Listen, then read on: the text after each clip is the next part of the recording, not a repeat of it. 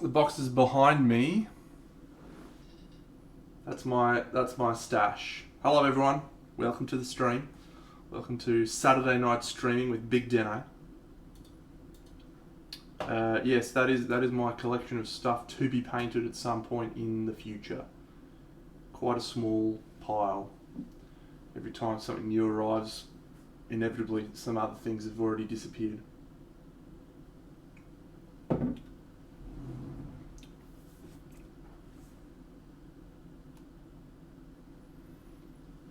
Yes, what would you like to see? I have Lydia from Nico Galaxy, a couple of the Spira Mirabilis models that you can't see, can't get, Blood Temple by Mindworks, Daphne from Alternity Miniatures, some Kingdom Death models, some Black Sun models, some Chimera models, this guy, all sorts. Just a nice collection of different things, so when I feel like painting something, inevitably I have it there.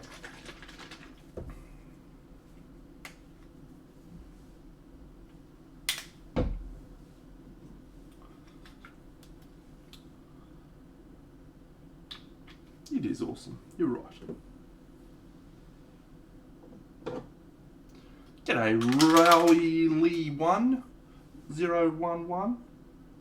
It's going well, mate. It's going very well indeed.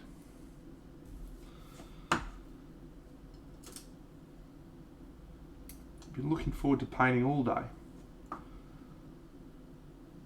I did do a significant amount of hobby activity today, of course. I've been working on the building and preparation for my big diorama. So that's what I've been doing most of the day. But now we get to relax and do some painting.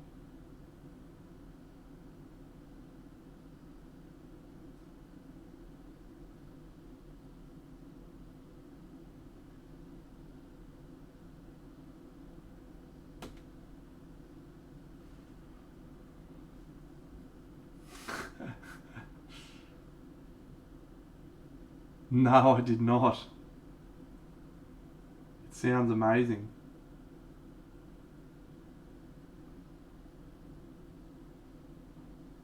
Good on the little guy for standing up for himself, eh?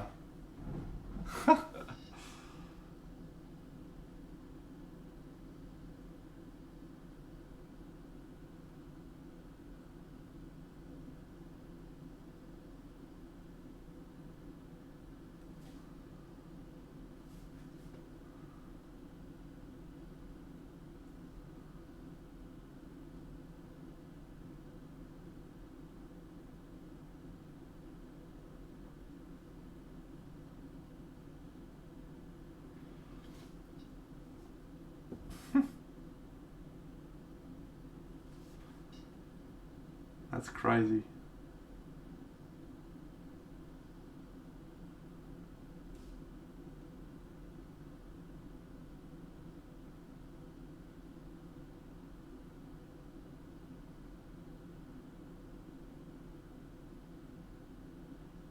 Mind you, lucky it wasn't up here, or the guy probably would have got cranky with him. At least in Adelaide, they're all friendly down there.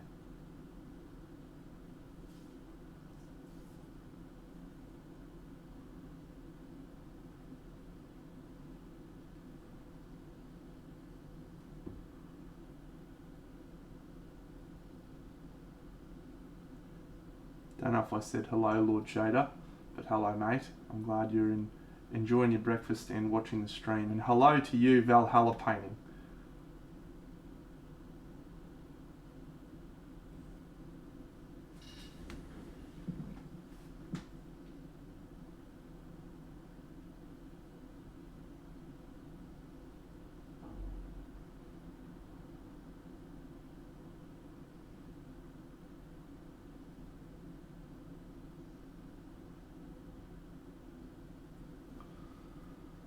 Thank you, Captain Carp. Thanks, mate. Hey, Paul. Oh, Valhalla, I appreciate that, mate, but it's not finished yet, so hopefully it continues to be as good when it's finished.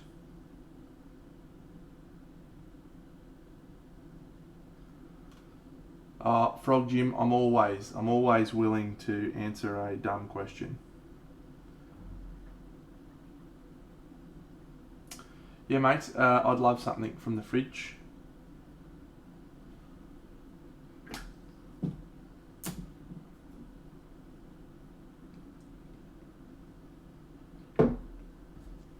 Just shoot it over to my house, actually.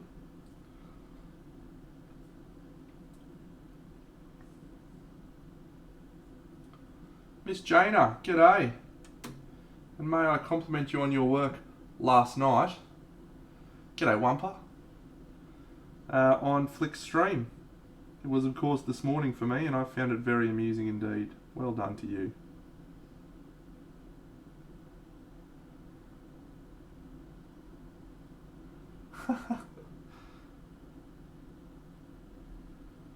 Story time is just a thing that will happen naturally.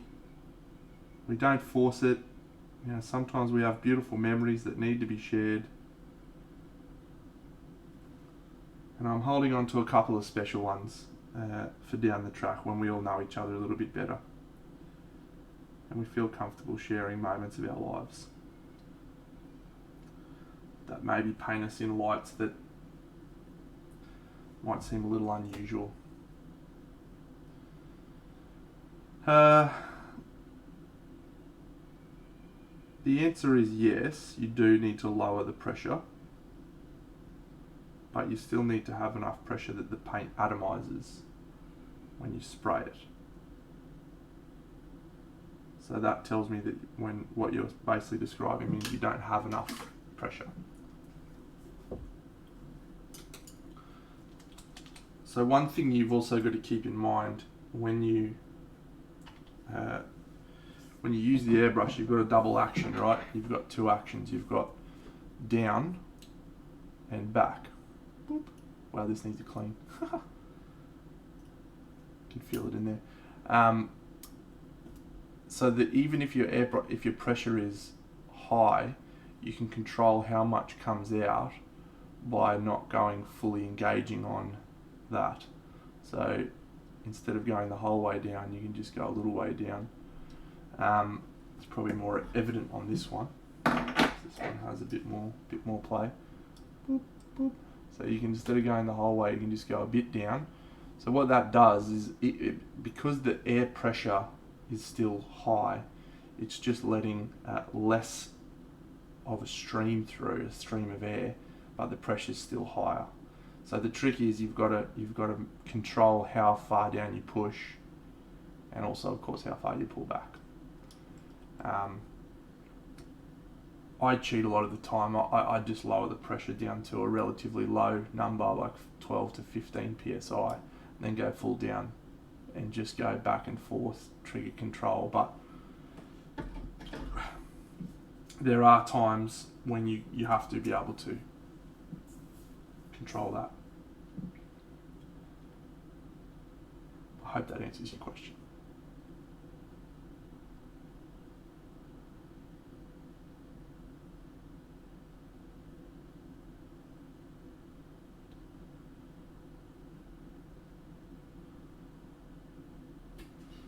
G'day, Cujo.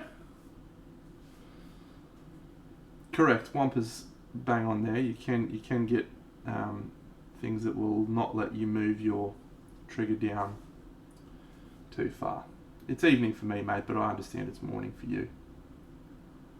So I'm happy to say good morning, or top of the morning to you.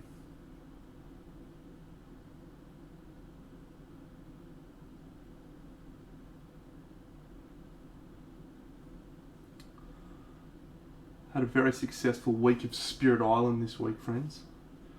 I know you all come here for the board game reviews, but I got to play with Branch and Claw and Jagged Earth. which is great. Earlier in the week, I defeated Sweden and England level 6, so that is now tapped out on the core adversaries. So feeling pretty good about that. I think I can consider myself a slightly better than amateur. G'day Mojo Hamster. Thanks, mate. Yeah, Cujo's one of my heroes as well, pal.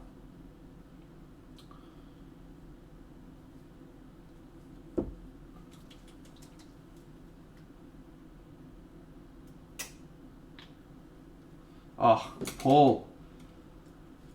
Paul. It was so good. It was so good.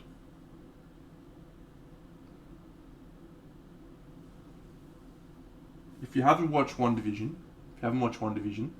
because you watched the first couple of episodes and thought it was shithouse, get on it. Get on it.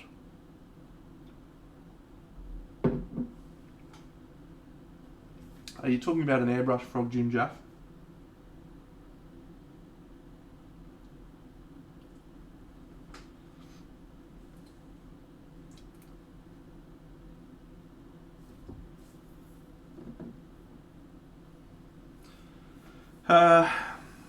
So the quality of the components. So the way that the airbrush works is you've got a very small needle that sits in a hole, and what you're doing when the airbrush gets pulled back is you're pulling that needle out, and as you pull it out, there's a little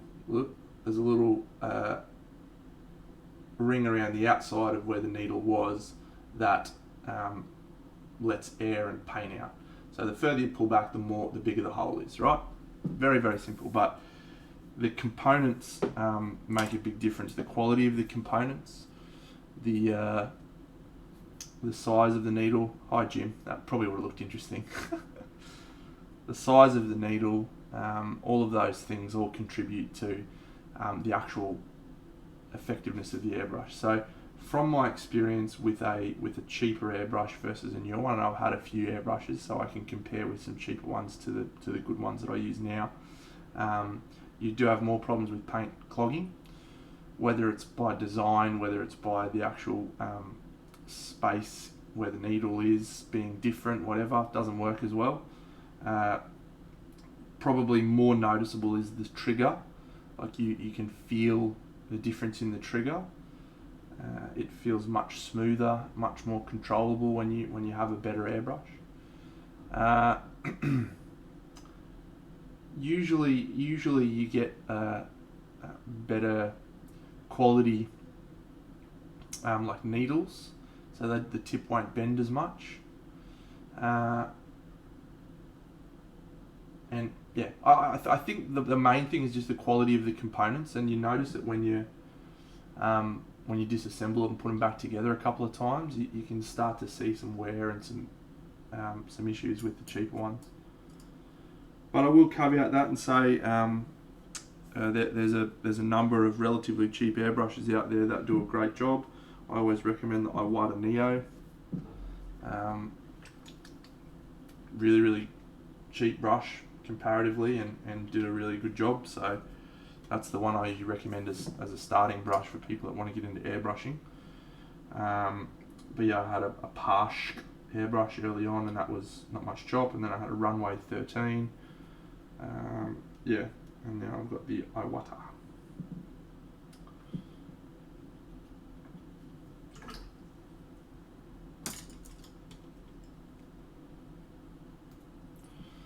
Thanks VPC. Yeah, I'm sort of liking this bust.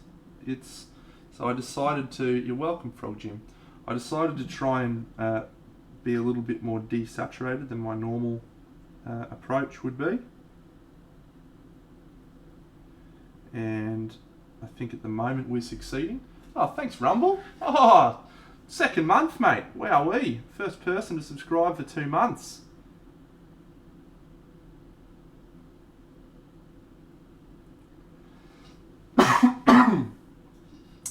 Oh, thanks Mojo. That's great stuff, mate. I'm glad that effort has helped.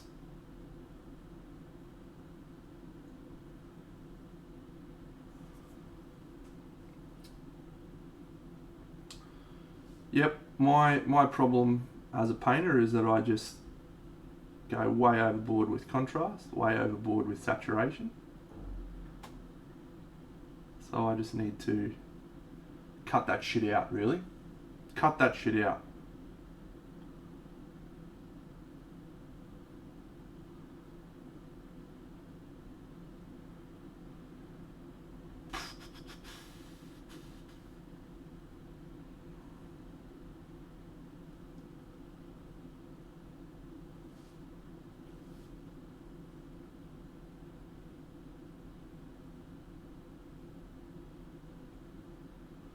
I posted a picture on my Twitter and my Instagram tonight, friends, which you may or may not have seen. And it is of my diorama. We're making great progress on the build. I'll actually just bring a photo of it up. Oh, thanks Mojo Hamster, that's awesome, mate.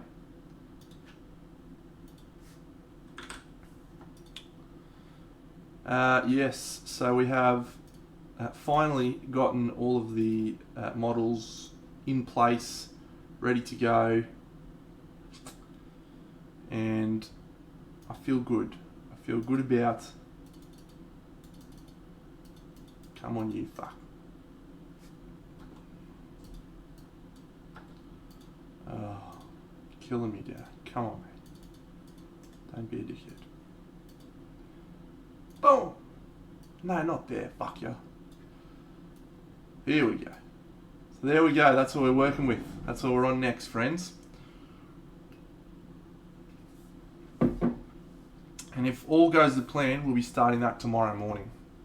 We're going to start painting one of those models. I think it's going to be Cadbury. And I've done a fair bit more work on the base, but yeah, tonight we're gonna do some of the sculpting on Wolfgar, I think. Here he is. So just got to sculpt the rest of this gear now, and fix up the hammer, sculpting of the hammer and shit. But yeah, it's come out okay for a a job that we weren't really expecting. Cujo, it's based on a book series, my man. The book series is by R.A. Salvatore, and it's called, I don't know, but it's set in the Forgotten Realms. And those are all the heroes from the book series.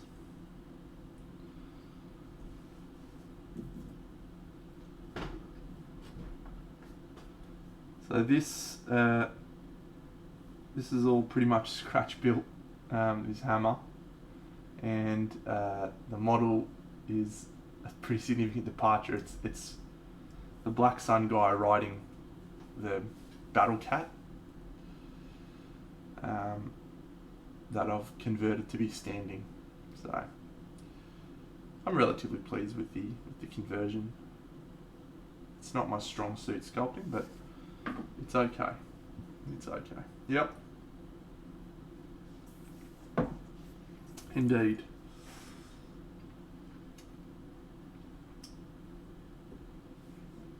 He-Man.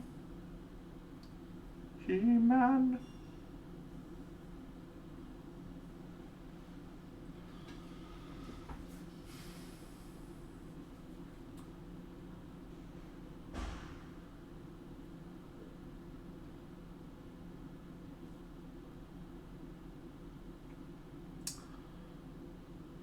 Yeah, I'm reasonably happy with the composition at the moment. There's a few little things about the base that I worked on today after I took that photo, which I think is going to help.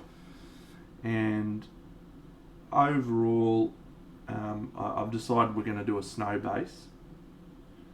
So a lot of that stuff, a lot of the roughness of that is actually going to be really beneficial for the snow base, because it's going to create more interesting spots for the snow to collect and gather.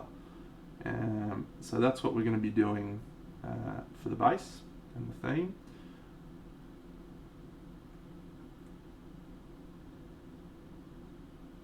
And that'll be probably done off stream. The G'day Kung Fu Shrew.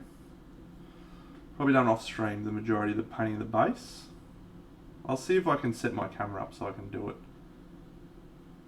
But I've got to make a call, right? So this is part of the problem I've noticed with streaming so far. So when I'm streaming, I stream for about 3 hours, and then I pack up my stream and go home. But when I'm normally painting, I don't just paint for 3 hours and 3 times a week.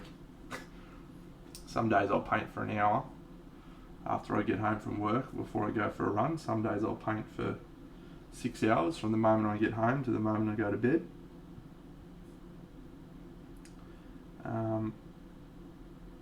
So I'm gonna paint some of the models off stream, I think, is what I've decided.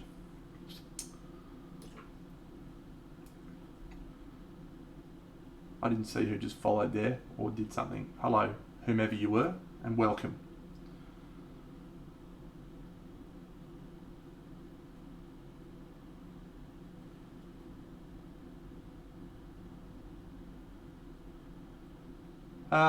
Look, Wampa, it's probably not going to happen, mate. Oh, thanks, Ziramoku. Thanks for hosting, mate.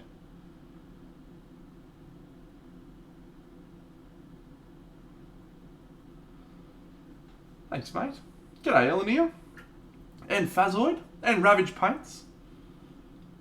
Kung Fu, it hasn't been something I've done much of, no. I have done of other projects, like things that aren't on stream. But generally speaking, the thing that I'm working on, I've just done it all on stream. So people can see my process from start to finish. But what I'm finding is it's slowing me down because I'm not getting to paint when I feel like painting. I'm forcing myself to wait, and that's fine. Like I'm really enjoying the consistency of streaming, but my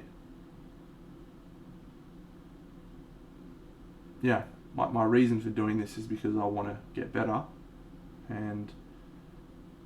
but at the same time I don't want it to impact what I do enjoy about my painting, which is doing whatever I want. So flicks no hand. I'm feeling good today, mate. Feeling very good today. Looked after the little dog today, little Hugo, mate, little champion. We got to go to the dog park, hang out, watch WandaVision with me, which was fun.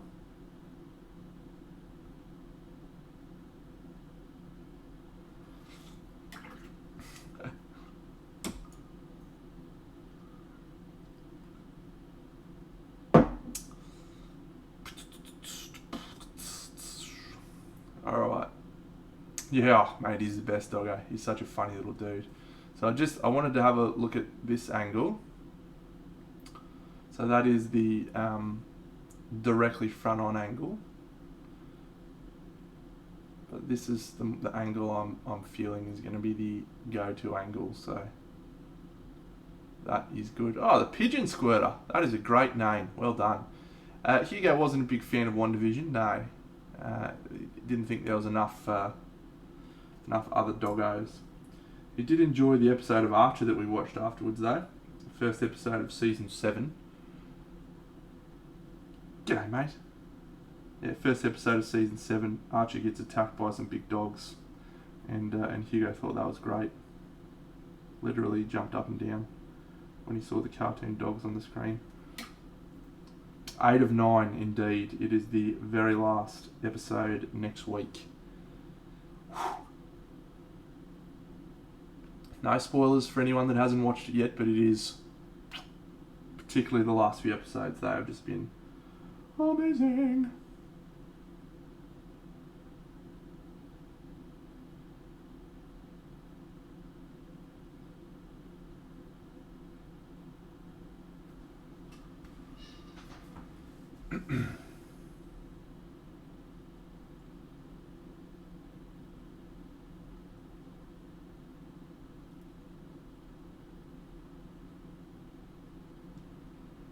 No, not the final episode.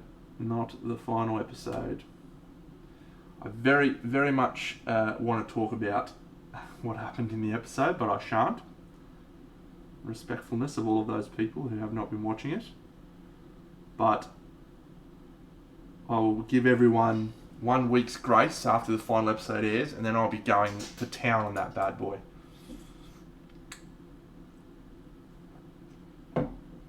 Oh, that's awesome, Pigeon. Thanks, mate.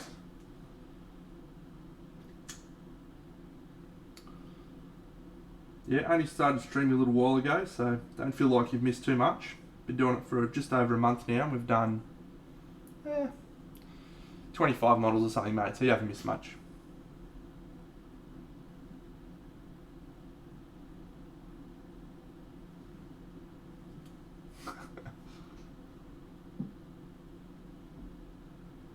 So I actually read a really interesting article about that, right, Wamposaurus, and one of the things that Game of Thrones really added value to watching the show was that week to week conversation about what was going to happen and who was what. Just the old school conversations about characters and what their motivation was, and back when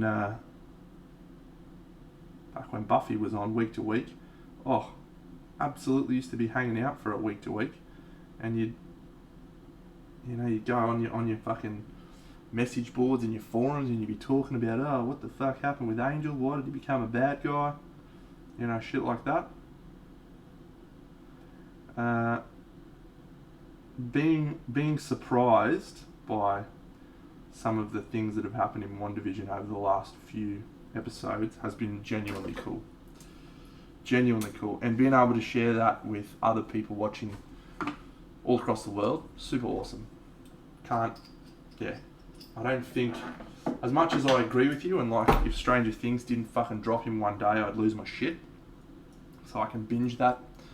But being able to have something cool to talk about each week has been really fun. The problem is I've got no fucking person to talk about it, because no other fucker's watching it except for one of them dude on my Facebook. Fuck me. WandaVision. And you, Paul, yes. And of course all my friends on the stream, but I can't talk to you guys, can I? Because I don't want to spoil it.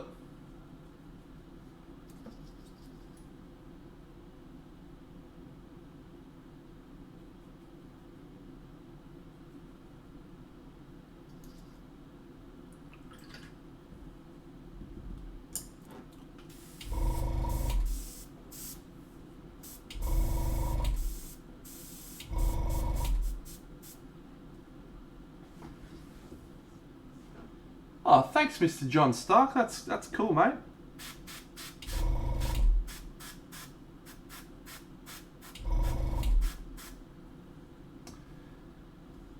No, mate. I use the Games Workshop Chaos Black spray. I have 4 bottles of it up here, 4 cans of it up here, ready to go, just in case they run out, because they always fucking run out on me, the fuckers. And then Vallejo white primer. That is all.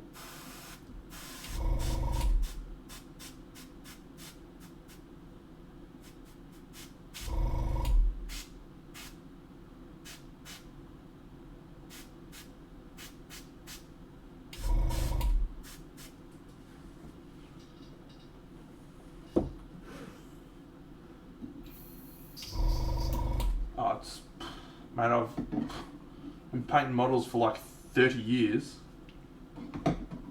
and that is literally the best primer I've ever used. Oh, thanks, mate.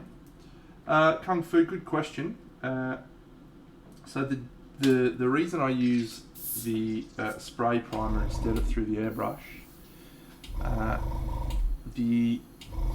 what you're actually trying to do with the primer is actually create something for the paint to grip onto. And if you have too smooth a undercoat, you're actually not helping the paint grab onto something. The undercoat is supposed to have some teeth for the paint to actually adhere to. So in my experience, when I used a primer through an airbrush, the Vallejo black primer, it was the smoothest primers I ever had, and I used to get paint rubbing off all the time.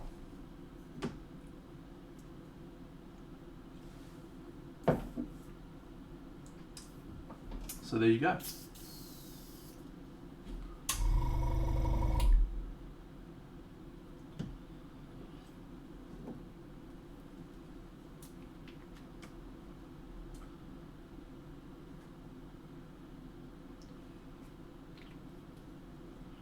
I'm a simple man. I find something I like and I stick with it until that thing lets me down, and then I look elsewhere. And to this day, I have not had a primer from Games Workshop that was a Chaos Black ever do anything other than exactly what it advertised on the tin, which is why I continue to pay exorbitant amounts of money for it. I don't even know how much it is these days. I just go and buy like 3 or 4 at a time. It's probably like $25. Fuck, I don't know.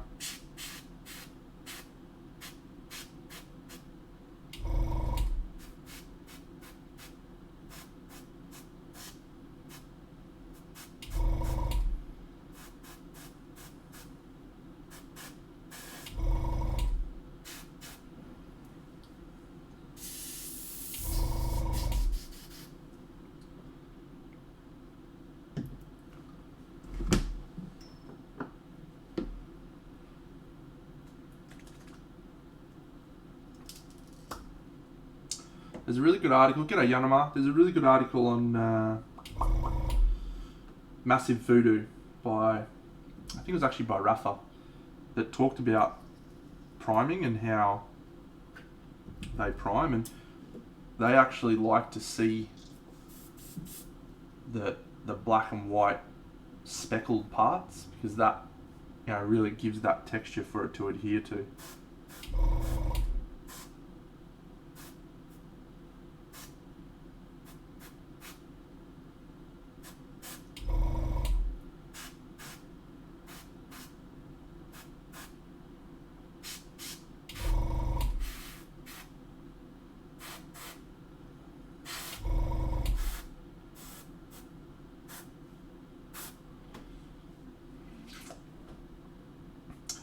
Look, I'm sure that there's a lot of good primers out there, right? You know, I haven't done a lot of experimenting in the last 4 or 5 years because I haven't felt the need. But yeah, I'm sure most other companies' primers these days would be pretty comparable. So I don't think you'd be going too far wrong with one of those.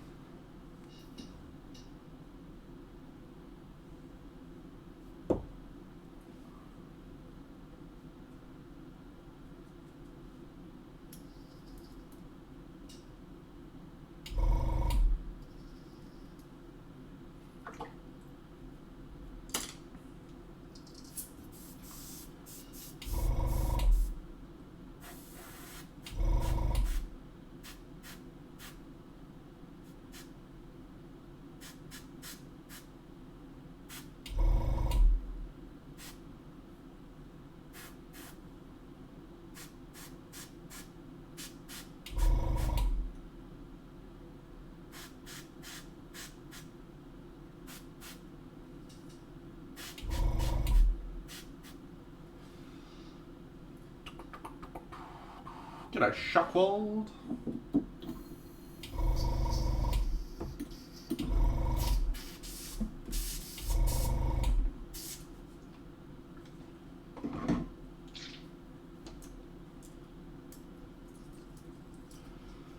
So I was on Flickstream this morning, Flickstream, Flickster.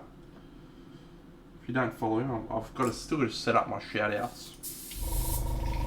Because at the moment I just tell people to post their own links. Surely I've got to have a way to shout out people.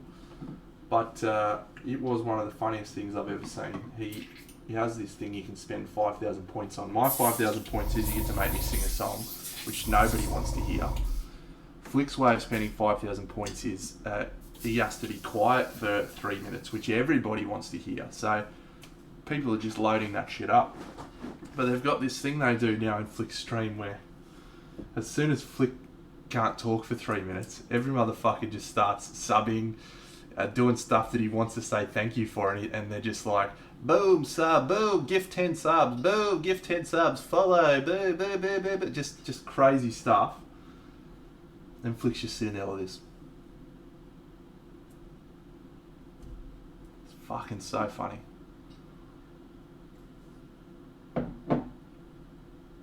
Very, very amusing.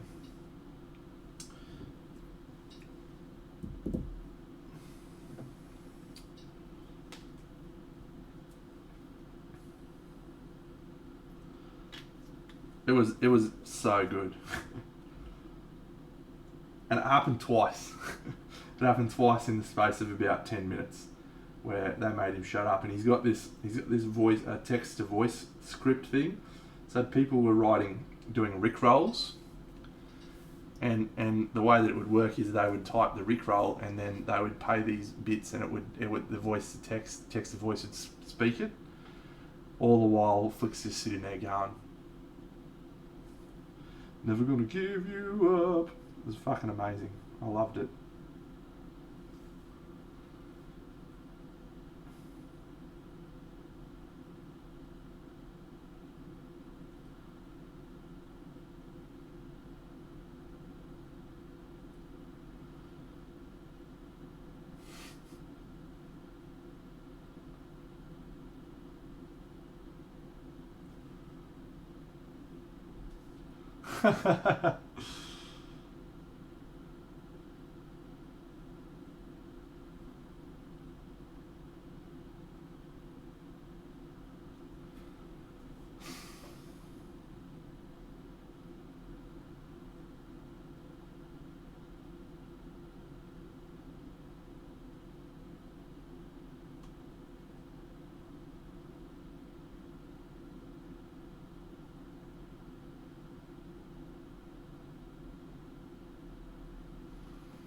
Hi, Buddies Minis. Thanks, mate.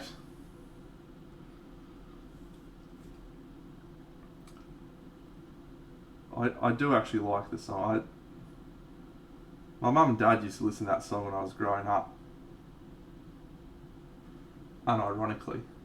Then when it became this classic internet sensation where everyone was doing it to each other, I was like, oh, this is pretty cool. I like this song.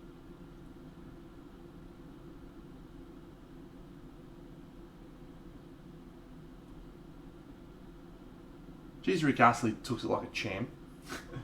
Seriously. Just... You never really saw any word of him like blowing up about people using this song to get other people in a classic Rickroll.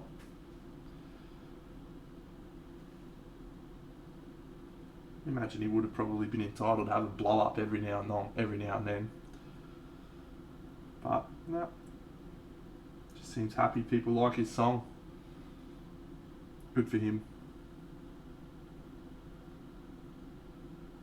Rick Astley's like the Bob Ross of singing.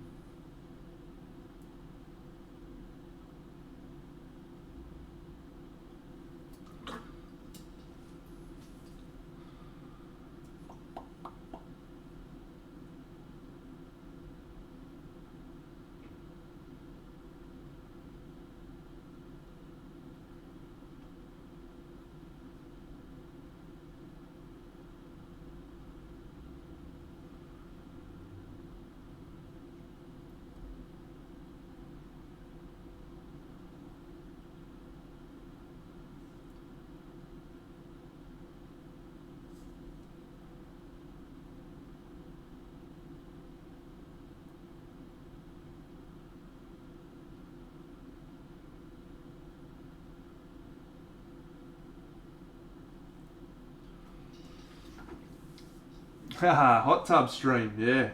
Soon, mate, when it gets a bit colder, we'll set it up. Thanks, Scorpiart. For sure, Freezy. You want to get in on that, mate? I'll set you up a spot. Ah, thanks, Tui.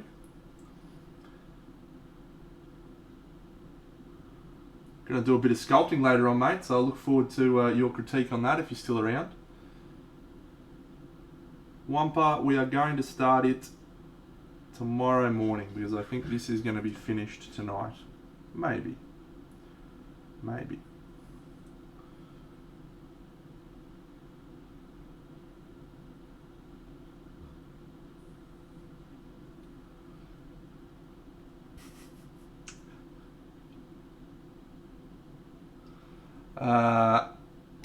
So that will be 14 hours from now, probably. I started about 9 a.m. Maybe 8:30. Maybe even 8 if I feel like it. Depends how I feel.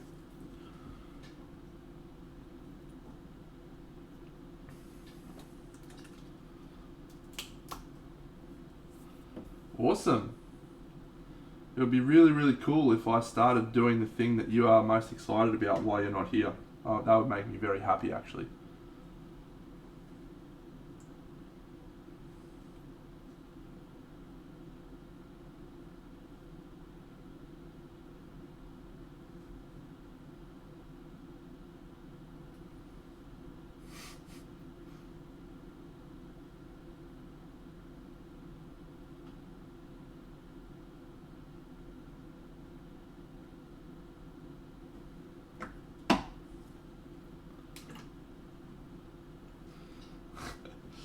Kenny Boucher. Yo, dogs! The guy's a good painter. The guy's a really good painter. But this is not a problem, but this is just a thing I've observed. You get guys who paint stuff for commission and whose ultimate goal is to just be quick. And that's the bag that he flies with. I'm quick, but I also try to paint to a high standard. So I just I wonder what his stuff would look like if he really got to crack on. Same with Vince. I was chatting to Vince about it at CanCon last year. Just said to him, mate, like, this looks like you have done an awesome paint job of a gaming piece, and I want to see an awesome paint job of a display piece. And he's like, yep, that's what I do.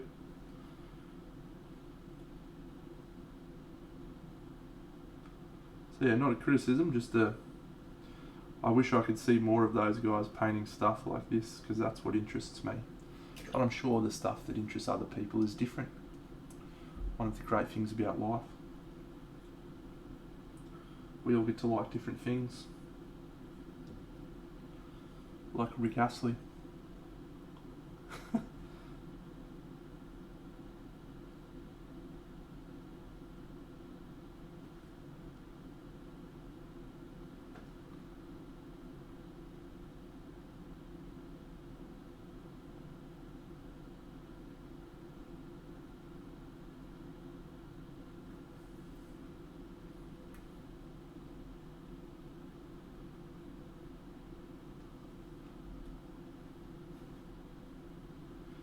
It is the nature of the beast, and my friend Gavin, who is a former Golden Demon winner, these days just paints stuff that he can crank out as quick as he can. Looks fine, but that is an interesting question, Frog Jim. So it depends what competition. We have a little competition here in Brisbane called Queensland Model Hobby Expo. It's usually in July, August, and I just take the stuff that I've been painting. Nothing different. But if I'm going to travel overseas for a tournament like Monty or SMC, I always try to put in a model that I think represents my best work, because it's a lot of travel. It's a long way, and it's the best competition in the world. So my answer to your question is, if I'm painting a competition piece for a Monty, then my standards are different to if I'm painting a competition piece for any other competition. And my commission pieces fall into the second category. I just paint them for fun, so I stop them when I feel like stopping them. That's exactly right, Charkwald.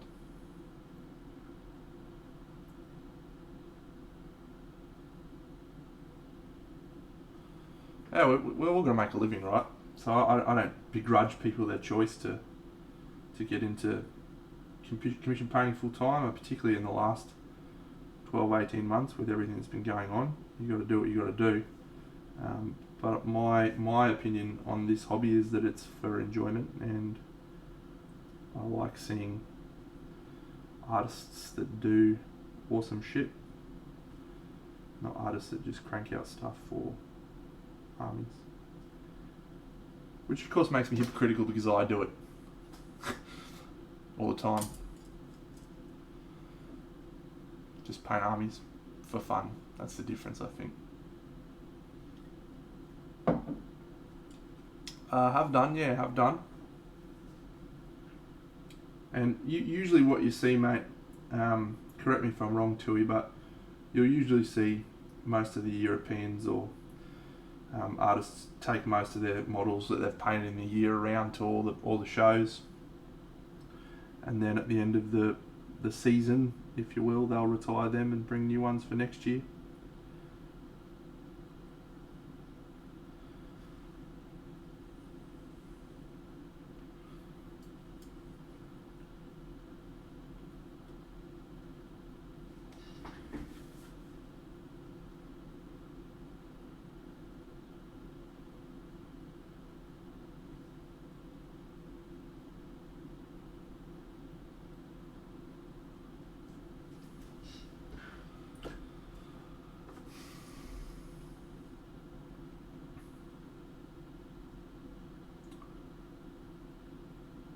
Oh no, mate, you can enter as many pieces as you want at Queensland Model Hobby Expo, mate. I entered fucking 12 pieces last year, and the year before that I entered 15. Mind you, there's a lot of different categories in that one. At Monty, when I went, the first year I had 6 pieces in my display. The second year I went, I only put 1 piece in my display. I think I actually forgot to mention this. There's an entry fee per piece, of course, but yeah, whatever. I entered Monty last 2019, and I won a bronze with my Angel and Demon piece, and I actually won a silver in the historical. I painted a historical piece, and because I brought it to Scale Model Challenge, and I'd entered it Scale Model Challenge and it didn't receive any award, I was like, oh yeah, no big deal. But I thought, since I've got it with me, I'll just chuck it in the historical thing so I can say I entered historical at Monty. And it fucking won a silver at Monty, the historical piece. I'm going to bring a picture of it up now.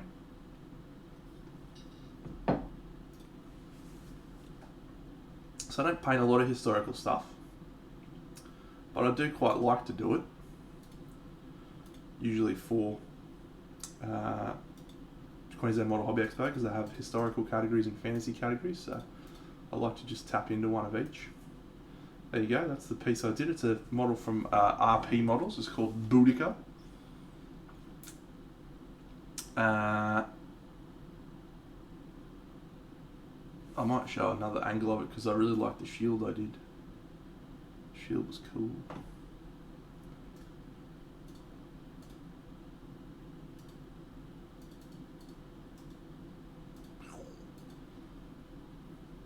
Yeah. That was really early on when I was learning non-metallic metal. Like, really early on.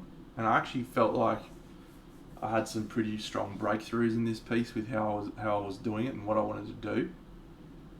But yeah, it was a surprise to me that it got silver. because it's very aesthetically similar to the way I paint fantasy models, and I didn't. The reason it didn't get anything at Scale Model Challenge is I think the historical crowd tends to be very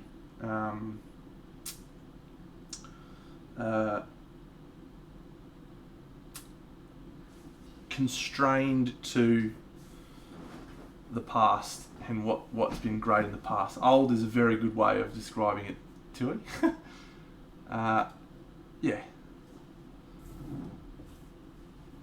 Well, that's right, and I mean I'll show a couple of other historical pieces I've done actually, and what's been really interesting. The Scale Model Challenge, I entered the historical, but I also entered in Queensland Model Hobby Expo, which is a very similar crowd to what was that thing. So this was a piece I did specifically for Queensland Model Hobby Expo. It was a historical piece, and it was one that I did some research.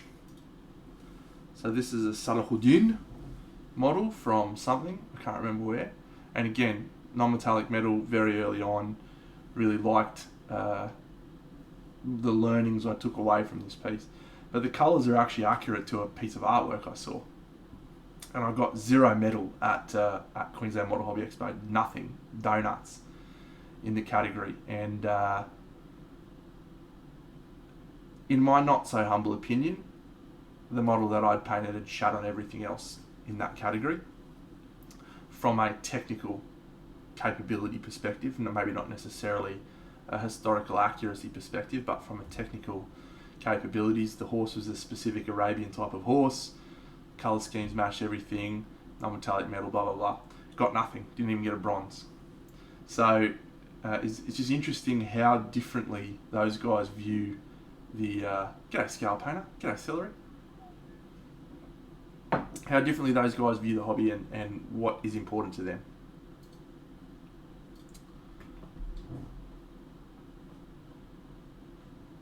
I like that one. I did another historical one, oh there it is, the year before, for the previous year, and that was entered in the same category, and that actually won a gold. So I'll just quickly show that before we dive into anything else. Night Shift's Tank Vids. Can't say as if I have, mate. Never even heard of the guy. Wouldn't know him from a bar of soap. That one won gold. The year before. Let me see if I can find the thing that won. I know the guy who won gold, and he got 2 golds in that category. And it was interesting.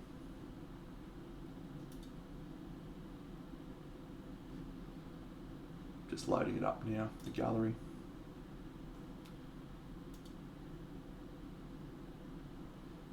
Yeah, that's obviously there must have been 2 because of the fact that I got that medal. No, they haven't updated the 2019 gallery. Doesn't look like. Oh no, they have. Here we go.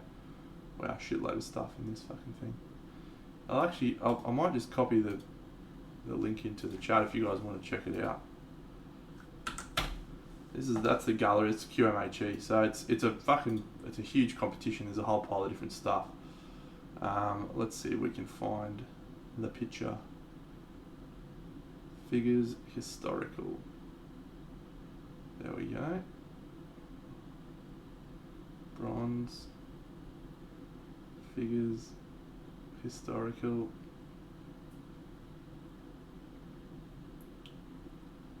Oh, a couple of beautiful shots of Big Deno's work in here.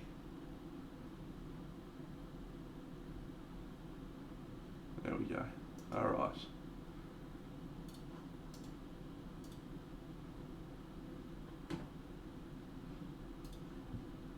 So this is the one that won. This is one of the ones that won gold.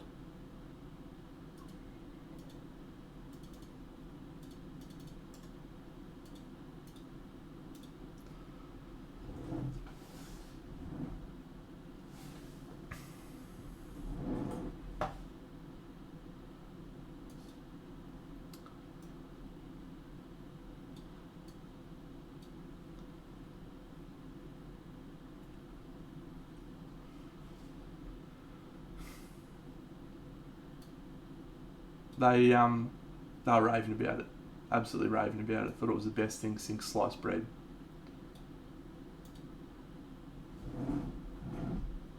That's fine, you know. No disrespect to the guy who painted it. I know the guy. Tell him all the time he needs more fucking contrast, but yeah, just different to what we do, and that's cool. But I feel like there's an element of technical capability that transcends historical rules. Oh, thanks, subscribe. Oh, Scale Painter, what a guy. What a great guy you are. Thank you. Oh, g'day, Conrad.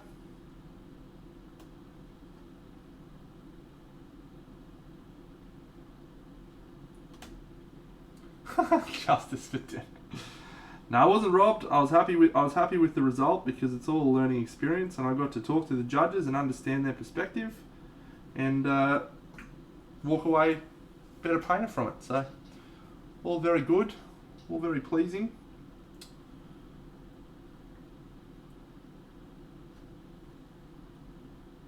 Had a great time. It's a great competition.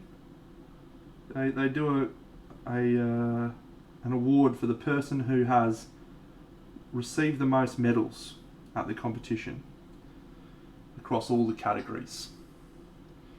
And the winner of that, the last 3 years on the hop, is me. And I'm going to go for 5 because there's a dude who won it the first 4 years of its inception. What's the guy's name? I'm still here. Ralph Reese. Ralphie. Ralph Reese won the first 4 years on the hop. So I want to fucking take Ralph down. I want to beat Ralph's record. Fuck you, Ralph. Never met the guy, but fuck him.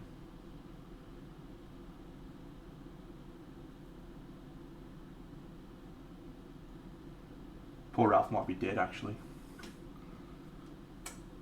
Paul, I posted the 2019 pictures in the chat up there. You can go and have a bit of a Bo Peep, mate. It's pretty good. I mean, my standards, what I consider good, is probably tainted by the fact that I've travelled to Monty and SMC, and that's my standard for what I consider to be good. So it's not anywhere near that standard. But we have some cool painters here. There's one guy in particular that comes. His name's John Belcher, and he's actually he's a Kiwi guy, and he's world class, truly world class. He went to what's that one that they hold in the UK? You may know, Conrad. They used to have it at it's like a car racing fucking track. What's that place called? Big historical one. Yeah, Euromilitaire. Thanks, mate. John Belcher went to Euromilitaire and cleaned up. Absolutely cleaned up. So he's brilliant, but he mostly does historical stuff, and he does 2 or 3 models a year. But he's comes over for QMHE. Couple of years ago, he got truthfully robbed. Absolutely robbed. His piece was like the best piece there by a country mile. Like in the whole show, it was a little drummer dude that he'd done. It was fucking incredible, and they gave him a fucking bronze for it. And I went up to him after and said, "Mate, I've been overseas, seen the best in the world. This is the best piece in this fucking entire competition by a daylight margin, and they've given you a bronze? Disaster." He's never been back since, actually. Wonder if that's related.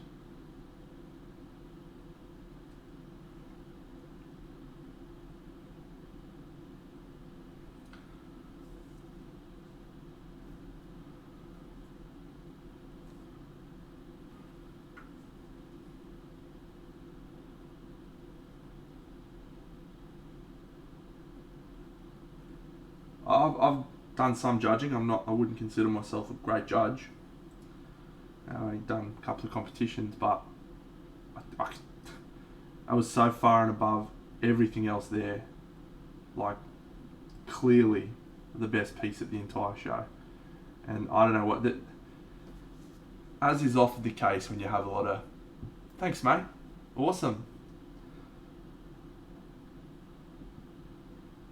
Love a Domino's pizza. Yeah, I have.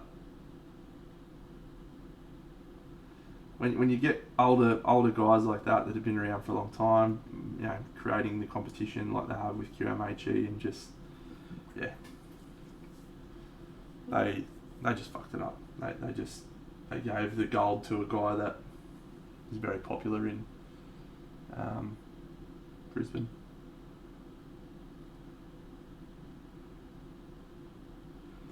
What's the most serious painting I've ever done?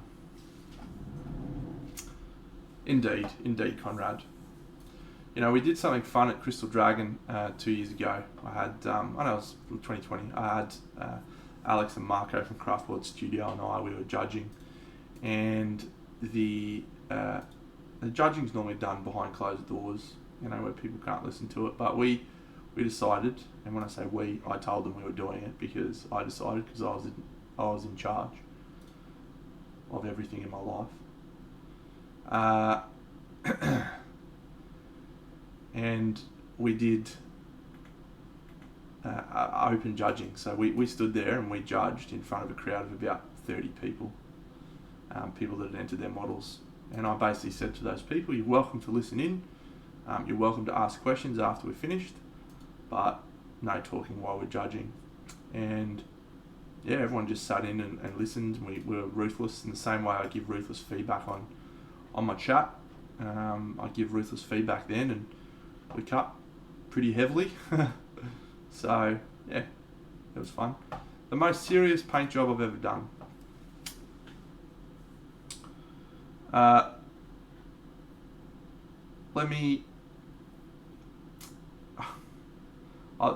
one that comes to mind is obviously the one I took overseas, and I've posted a couple of pictures of it. I'll post it again because always happy. G'day Matt, how are you mate? I'm always happy to fucking whip this bad boy out. Boom, get that up here. Oh, that's a bit big, Deno. Pull your head in. Yeah, so that's the piece that won silver at SMC and bronze at Monty. Probably the best piece I'd done up till that point. I still think that that at the time that there was a lot of effort put into that. You know, I really poured hours and hours into that, more than I would have. But I think I probably am a better painter now. And so this is a piece I did earlier in the year, last year. Fuck, I can't remember when I did it. And I think I did some really significant improvements on this piece, like technically. So this one's up there for me. In terms of that, what I'm moving into now, I'm doing this sort of stuff more now, and I think this is my wheelhouse, as I'm sure you all know. These sorts of pieces where we've got lots of models and try and integrate them into cohesive stories, looking at the balance of the contrast across the model, and you know, trying to have something that feels like a cohesive piece, but at the same time has lots of little stories. You know, that is sort of where I think my best work is going to end up. But I haven't put as much time into those. I mean, I've done like 4 of those now, big scale things. I haven't put as much time into those as I did into the thing. Like, I probably spent more hours on the Angel and Demon than I did on that fairy diorama. This was the one I finished most recently, which is the Wizard of Oz. Wizard of Oz. But yeah, I think my my skill level is significantly increased since I did the Angel and Demon in 2019, and if I went to Monty in 2022, which is likely. There's a lot of both, mate. There's a lot of both in there, brushwork and airbrush. So that's where I think I'll end up doing stuff like this. And if I go to Monty, I'll try and do something like this, where I push myself the same way I did the Angel and Demon. Cujo was here before. I looked Kung Fu with the Angel and Demon. I did. I said, okay, I want to enter one piece for Monty, one piece, and like do my absolute best work on it. So that one was definitely fully for Monty, fully for that, to stretch myself. But generally, I don't paint for competition. I just paint for fun. So this is just fun, having a good time. Yeah.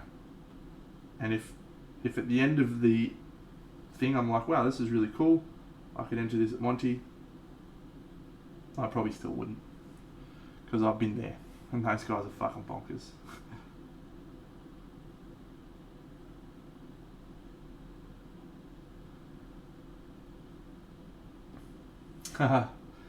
Well, I think the first year I went, I was too nervous about, just everything involved with the trip, and I didn't really pay much attention to what the fuck the cow competition was, but I was looking into it more last year, and I was like, oh yeah, that'd be fun. I'd like to enter that. The first year I went, I was like, I don't want to do anything. I just want to participate in being there. And then last year I did Banshees speed paint. That was fun. Till we won that, actually, everyone. Till we won the speed paint. Banshee did. Well done, mate.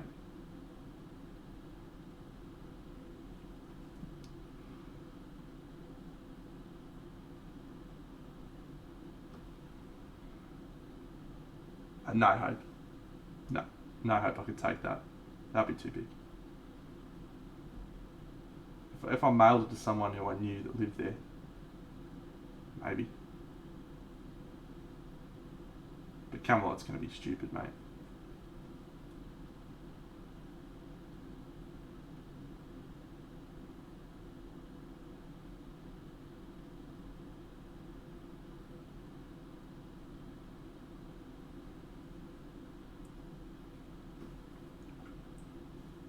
Hey Voodoo.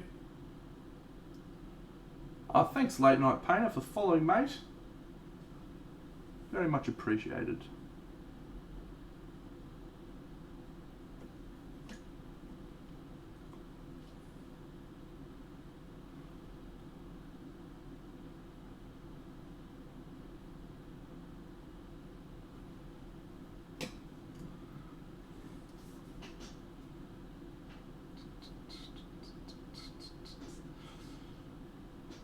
Thanks, mate.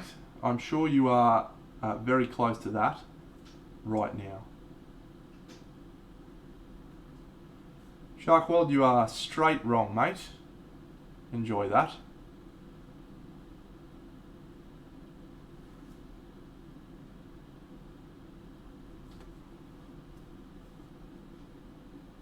If that is the hill you are choosing to die on, you've made a very poor choice.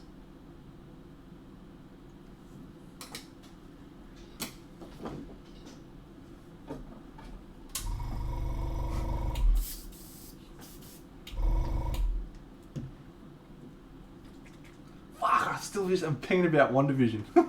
Fucking hell.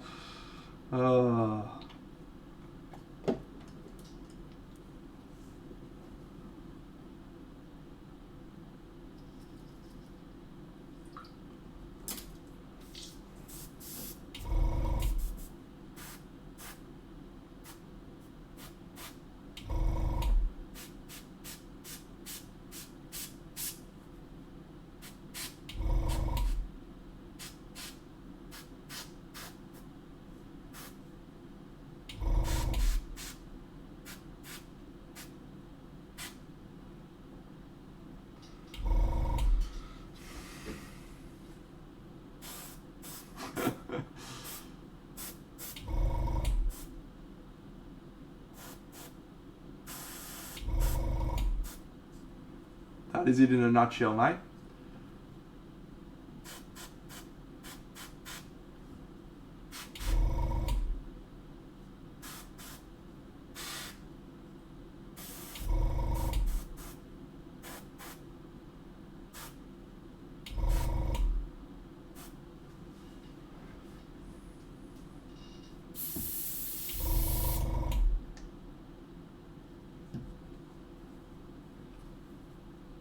Who was that? Who did that? War Machine, I will answer your question in a second, champion. I just want to know what absolute peanut was recommending Army Painter to new painters.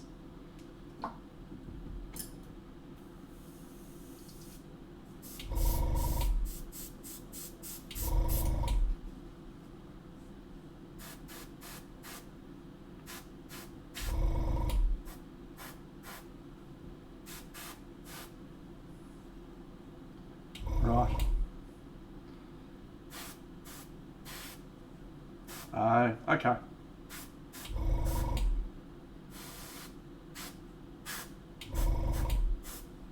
Yeah. That's an interesting take. I don't think anything where you have to mix your own colours is good for beginners. Personally. Because then you're asking them to learn the technical side of painting as well as the theoretical side of painting at the same time. And that feels like outside of the comfort zone, outside of the learning zone into the panic zone. Anyway, War Machine, my friend, I use a variety of paints. My favourites are Nocturna, Vallejo, Scale Fantasy, Scale 75, Vallejo Model Air, Vallejo Game Air, Chimera, and Citadel Contrast. I use all of those paints.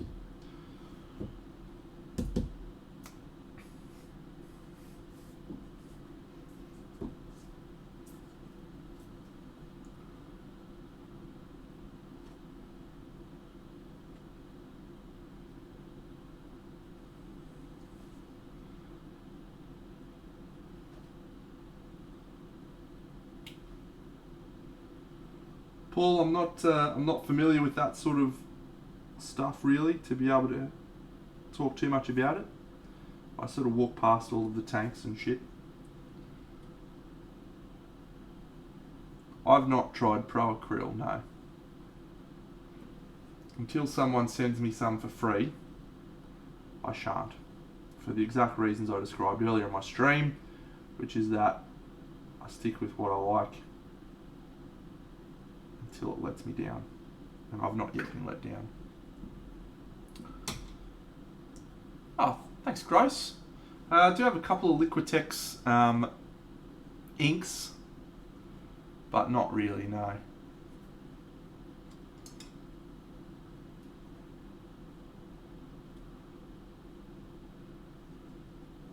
I've not seen him at my local game store. Excuse me, friends. Yes, I am indeed. Grosso for the win. I've been carving up over here on Twitch.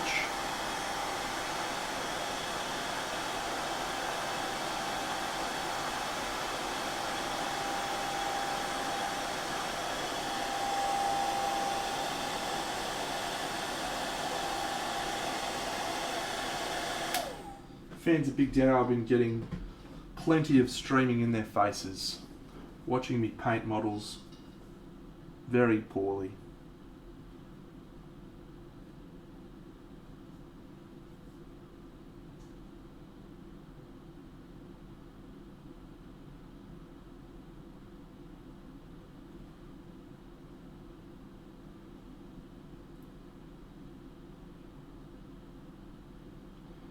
Yep, good one, Kung Fu. Me too.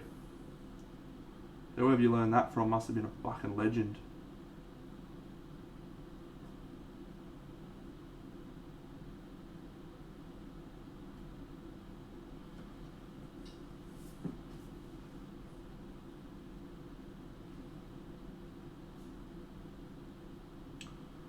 So I don't know if you guys, I talked about Flickstream earlier, right? I was on in the morning when all the crazy shit happened. And then I left and I came back on about 4 hours later and he was still streaming. And Luca from Mini Den had jumped on and was Skyped into Flickster and was talking on Flickster's stream and giving advice. It was really awesome. A lot of good advice. A lot of interesting thoughts. So if you get a chance and you want to listen to some really good high-level technical feedback, Go and check out the replay of that. I'm sure Flick will have a replay up. Don't think he deletes them or bans them or anything. But yeah, really, really interesting to hear Luca's take on things, Mini Den, and watch Flick struggle to try and take it. The number one piece of advice was, hey Jan, was basically full Shia LaBeouf. Just do it! Do it! Don't let your dreams be dreams, Flick.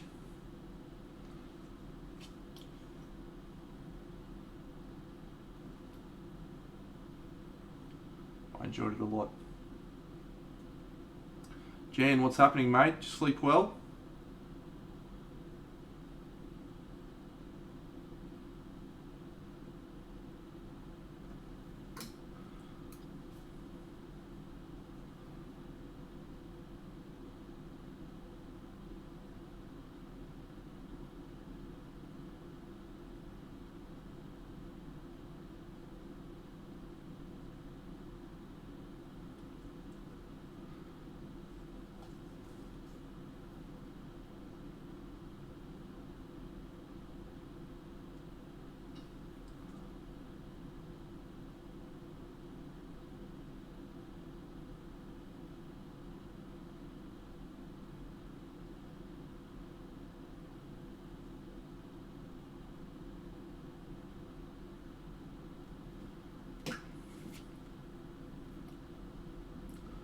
Beautiful.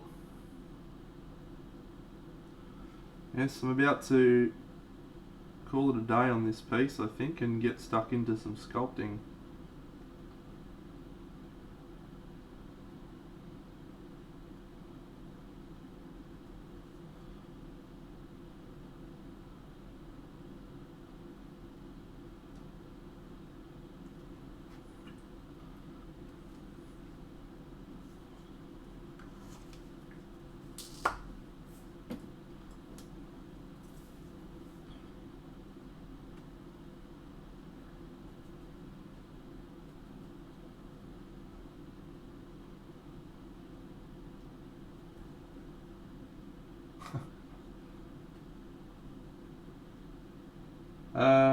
So mate, I never bought one. I just tried one. And my verdict was it's no different to my palette in terms of how the paint operates. And I actually liked the feeling of the sponge less and the paper less. So that was just, it was a choice not to buy it. I tried one at Monty 2 years ago. And I was like, nope, that's not for me. G'day, useless wizard. I'm excited to hear what happened, Sharkhold. That's classic. And I don't actually. So a couple of people have commented on this. I don't actually lick them. So there's no. I swish them out on in my palette and my cup, and then I'll get rid of the paint on the sponge. And then I just put it in my mouth and pull the tip together. I don't actually like suck on the paint or anything like that. I may get a little bit of paint on my lips, if anything, but that'd be about it. So I'm not worried.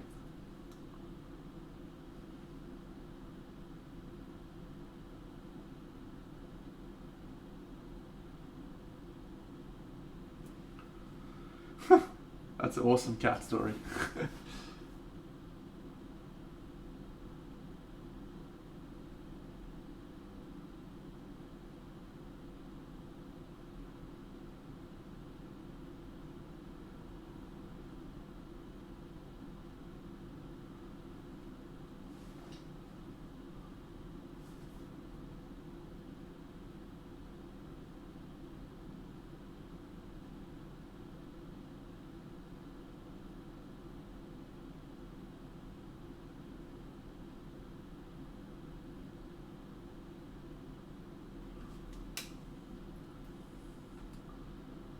Cats are crazy.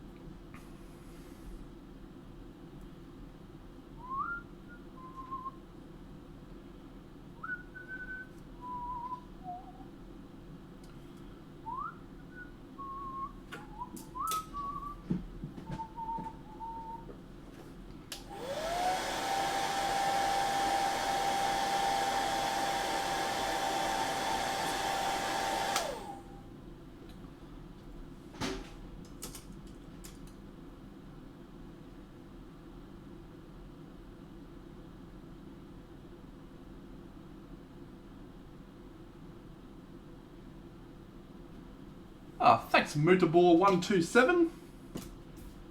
What a champion. Let's glue this dude in, I think.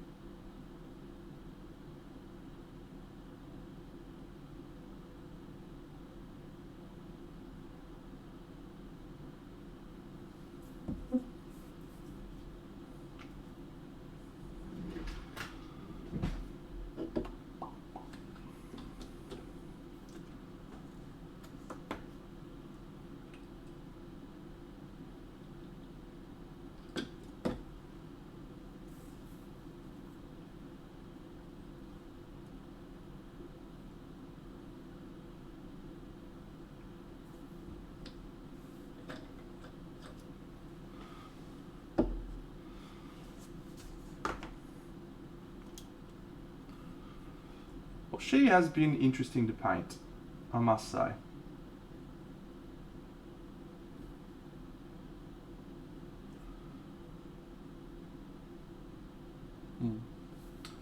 Alright, gonna leave her to dry, then we'll do a matte varnish later on. Just gonna grab a beer, friends, and then we'll get started some sculpting on Wolfgar.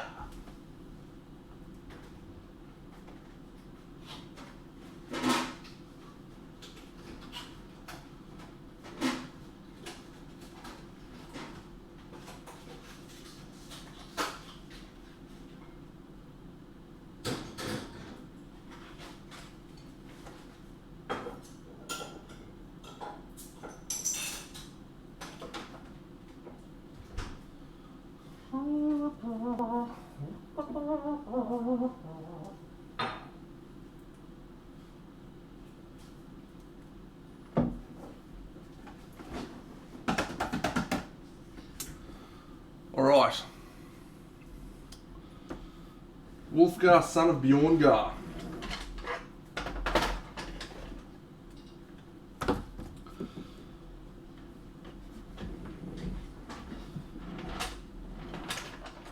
So I've said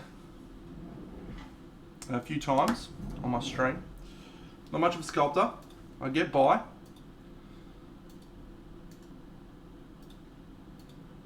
So I'm just going to show what this is for everyone who's just joined. Hello friends, welcome to the stream. It's my diorama.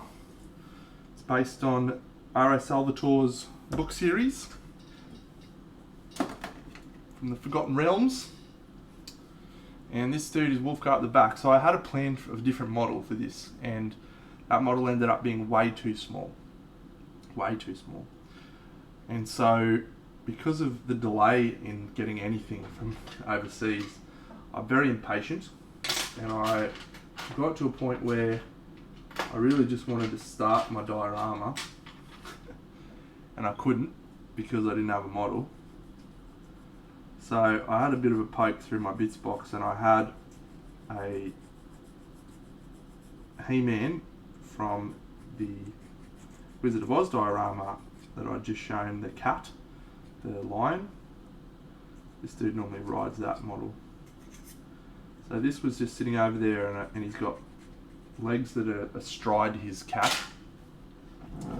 and not at all appropriate for a glorious barbarian for him to look like he was taking a dump. So I decided I would sculpt everything on this model to get him to look more like a normal person. And my approach to sculpting is very much like my approach to painting. We just fucking hope for the best. We just we just cut and hope. So we had an interesting first session, which I think was about 2 or 3 streams ago, where I just cut this guy's legs to bits. and everyone was like, what the fuck are you doing? And when I glued them together, everyone thought it looked like shit. And I think I managed to recover it okay with the legs. So the same we're going to try now for the arms. So I actually, because because of the wonderful things he does. Paint, you can get away with shit painting, right? You can absolutely get away with shit painting. You can hide it, you can do fancy tricks. You cannot get away with shit sculpting, because you can get away with average sculpting, but you can't get away with shit sculpting, because everyone just knows when something is not right. They can immediately look at a model and go, that is too short, this guy looks like a pygmy, whatever. So you have to get it right, otherwise people just immediately can tell. So I got a friend of mine to pose with a implement that looks similar to this, and I took some photos of him and the musculature of his arm, so I could see what it looked like to make sure that I was going to be sculpting it correctly. So I've got that on my phone. I'm not going to bring it up on screen. But I'm just going to be referring to it on occasion just to make sure I'm getting all of the muscle placement correct.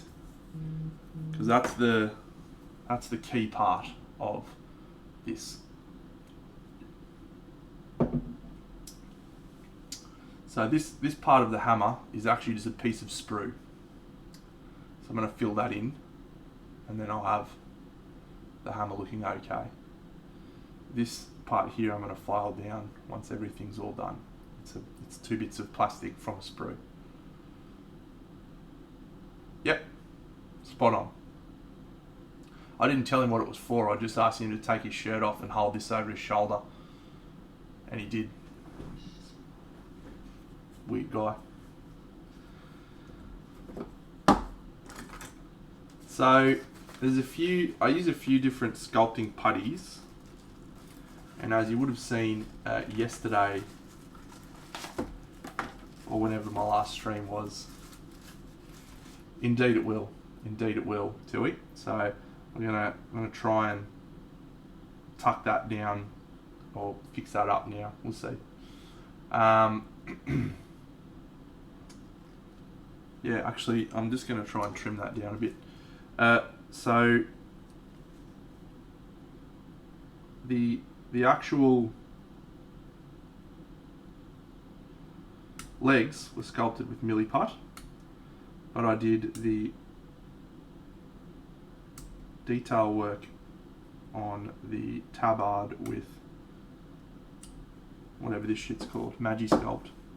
So I just prefer Milliput for most stuff, but the Magisculpt I like because it can give really nice smooth bits with really hard finish. So we're going to use Milliput for this bit. Yeah, Dick Curtin, spot on.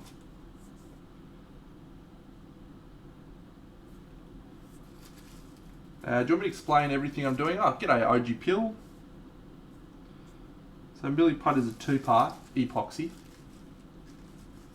of some description. Apparently it is, yep, 2-part epoxy putty.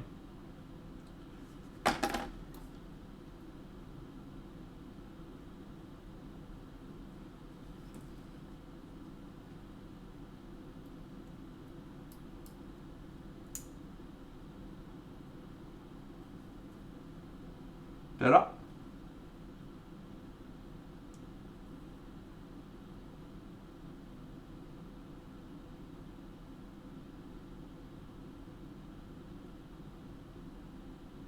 Loincloth, sorry.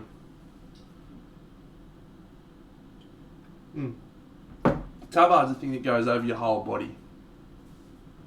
Covered the armour. It's a loincloth that I sculpted, not a tabard. So with this Milliput, I'm just mixing that shit with my fingers. Ooh. Gotta mix it evenly. I think that there are people who use different, like I always use equal parts of the mixture, but I think there's actually people that use more of the, I don't know if I can too because of the way I've glued the hand and stuff. That should be okay.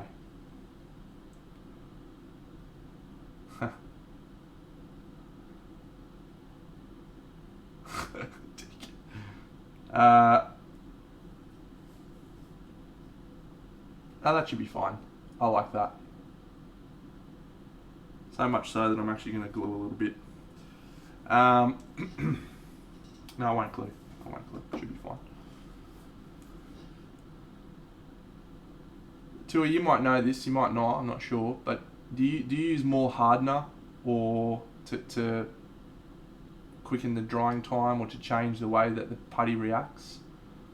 I just use 50-50, but I've heard some people change up their mixtures a bit. This is just the standard, mate, the yellow one. Good night, Voodoo, or good day. Have a good one, pal.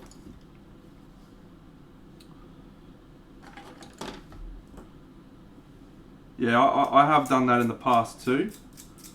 What I've found is I'm just not as good as I would like to be with my sculpting, and when I use just Milliput, I can smooth it with water and it works a treat, whereas when I have the green stuff in there, it doesn't smooth quite as well with water. So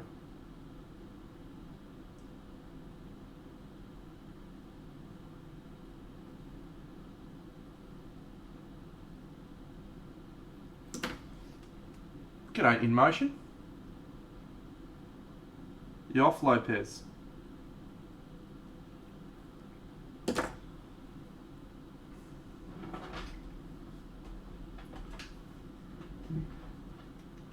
Cool. Awesome. I'm glad you can be here as well, mate.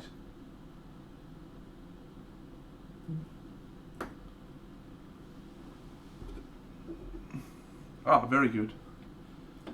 Yeah, I've got some sitting over there. I was gonna try doing some stuff off stream, but I thought I'll just do my what I'm confident with at the moment tonight.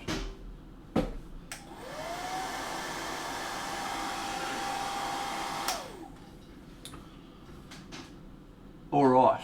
So the first thing I do is create the basic volumes using the putty. And then we will refine removing if need be.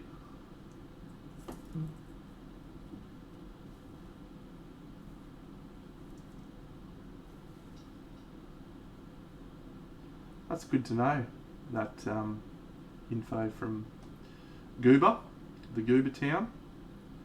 That guy is a goober though, eh? Seriously. What an absolute goober. Ah, Stevie. He was alright looking.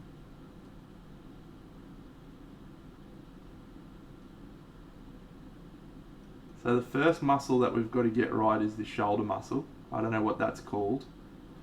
I know the one behind it is called the trap.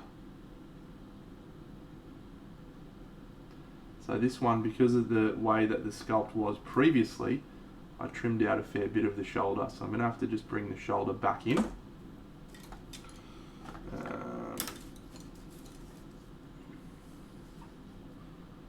Thank you. The anterior delt. So we've got a little bit of fur here, which is always a godsend. Anytime you've got fur, you can use it to cover up a myriad of your mistakes, which is great. So thank you, fur, and thank you, JP Studio, for giving me the opportunity to sculpt with this fur. So it's always good to look at this model here. So you can see this muscle here, this line, it's roughly got a little bulge in it.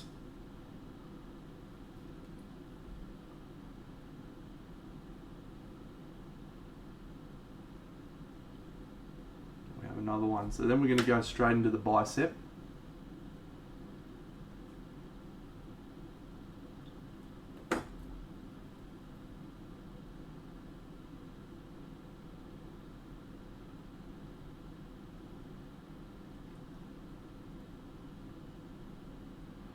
And this looks like a mess now, friends, and that's probably going to continue to remain the case, but hopefully we can recover it.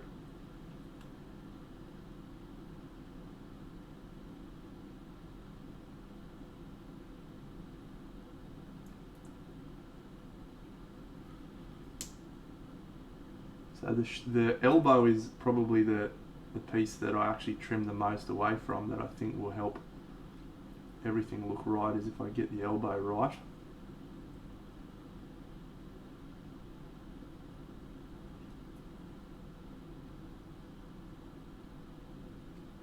One other advantage is I'm not too worried about what the back looks like, because painted the diorama from the front. Oh, thanks, Tui. Yeah, so if you're actually interested in watching someone sculpt, I don't know if Tui's ever done any videos, but just listen to him. He knows everything about sculpting. He's the fucking man. I love you, Tui.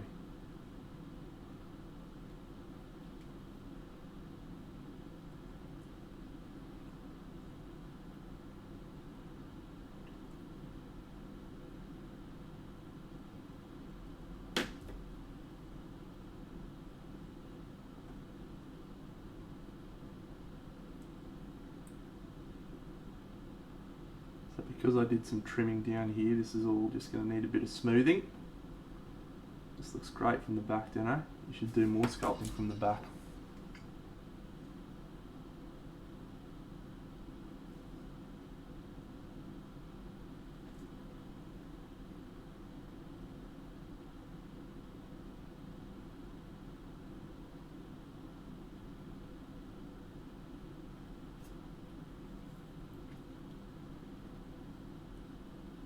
I think the most common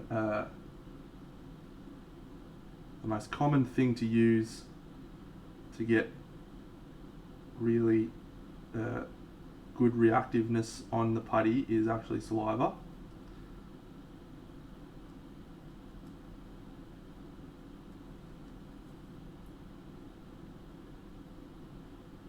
Yeah, just got a little bit.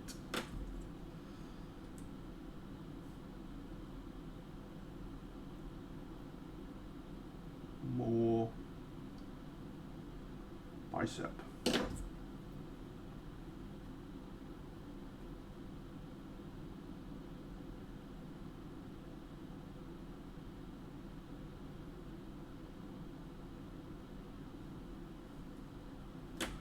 Referring to my photo.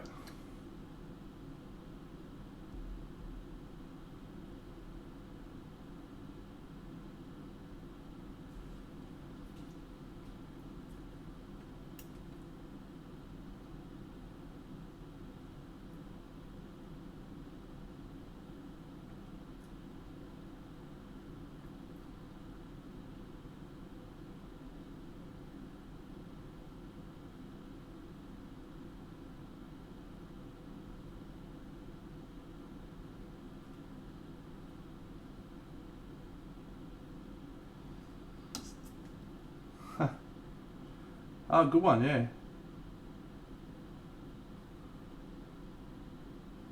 I'm not sure which ones those are. Wampa?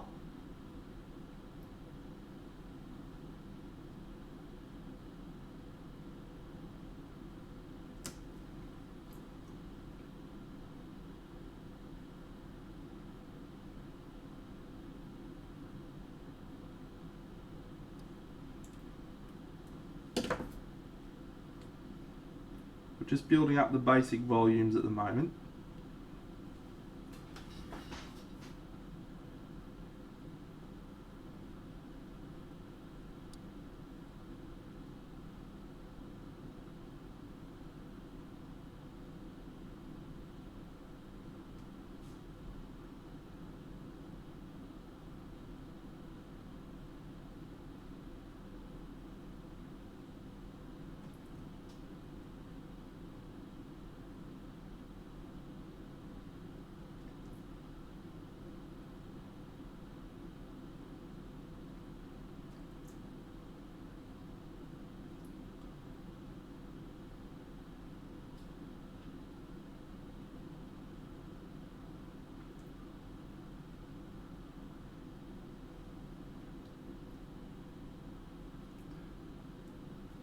Oh, g'day, Norsefire.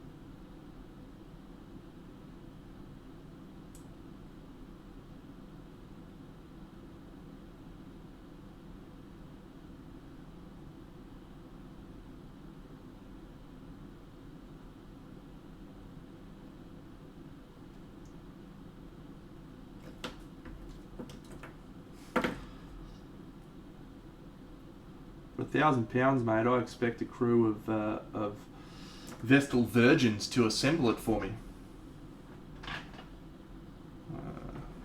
That.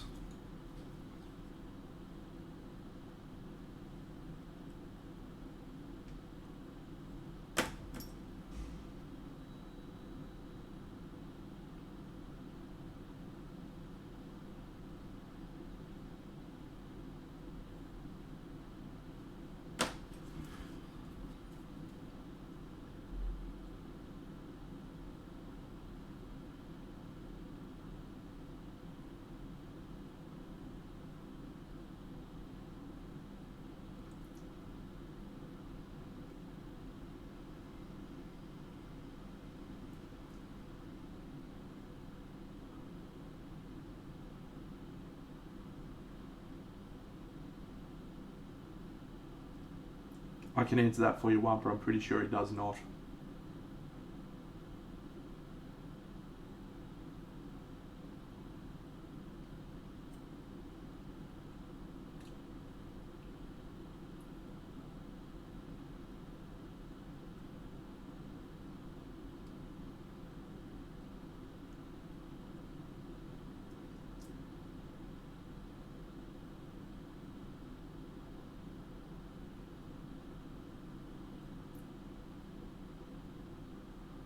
Alright, now for the step that makes me look better than I am.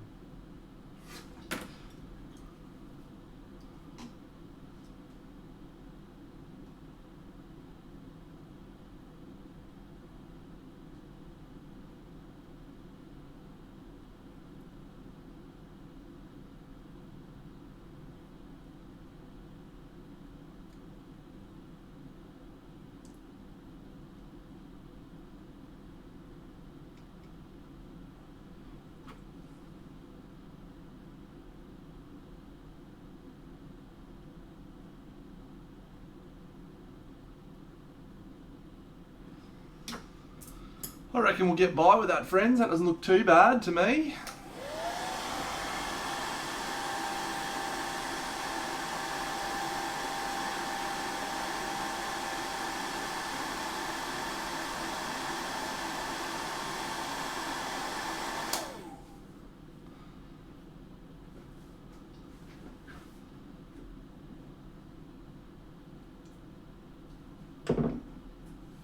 Tui, you happy with that?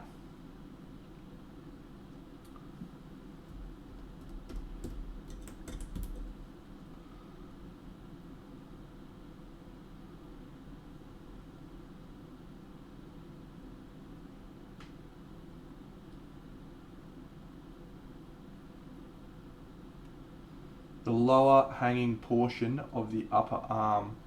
You mean this bit down here? I'll probably file that down when it's all dried, just to remove a little bit of that underneath. Because yeah, that's just hanging a little bit low at the moment. But yeah, we can file that down once it's all dried. So we're going to do two more cool things. And do one with the Magi Sculpt and one with this. So,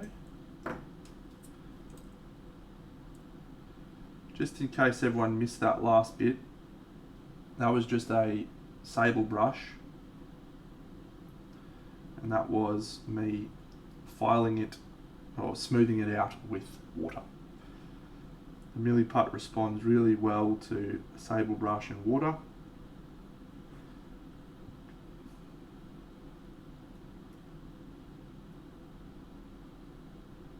You can see here it removes any of the extra tool marks that you can leave on there. So it's very, very helpful indeed. I love it.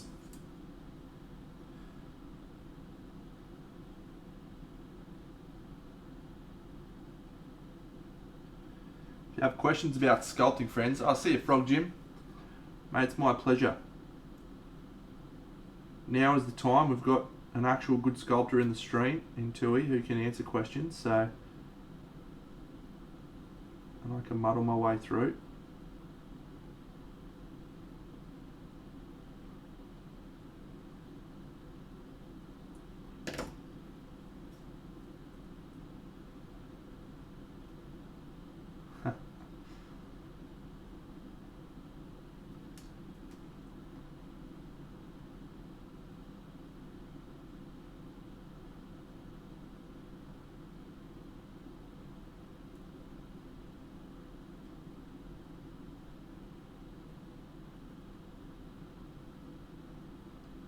Just a bit of practice, mate.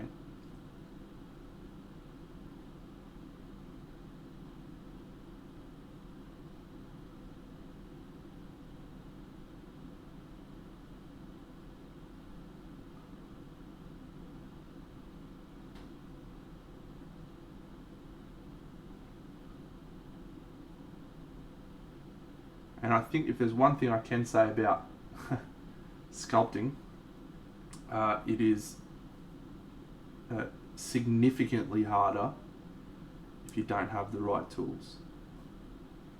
Painting you can get by with average paints, average brushes. You can still reach a point where you can improve.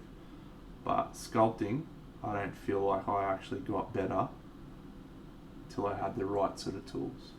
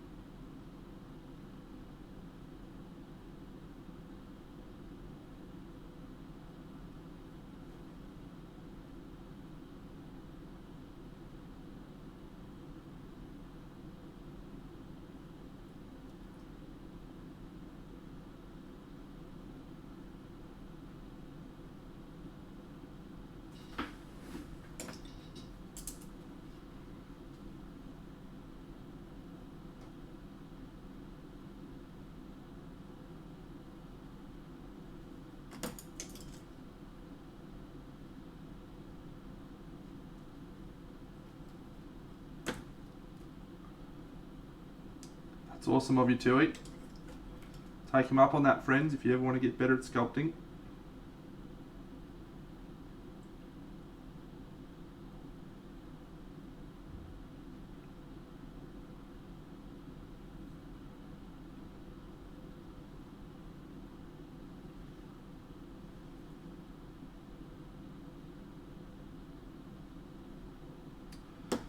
Alright, so we're going to try something here.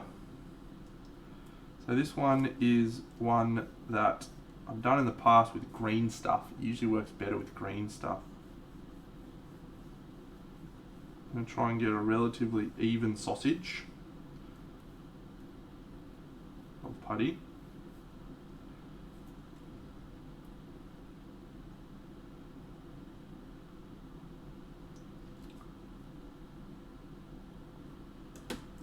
Excellent.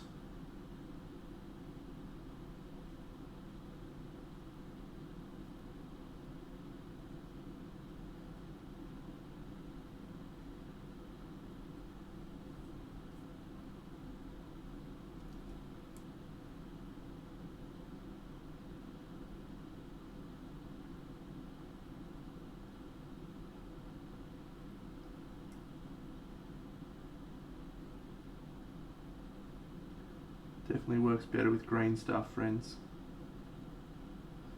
Can't actually see this. Yeah. Leather grip.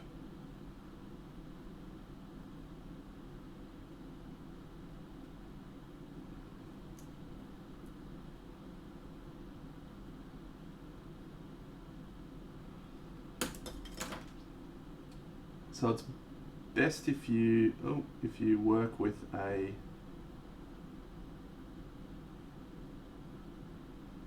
uniform length, uniform width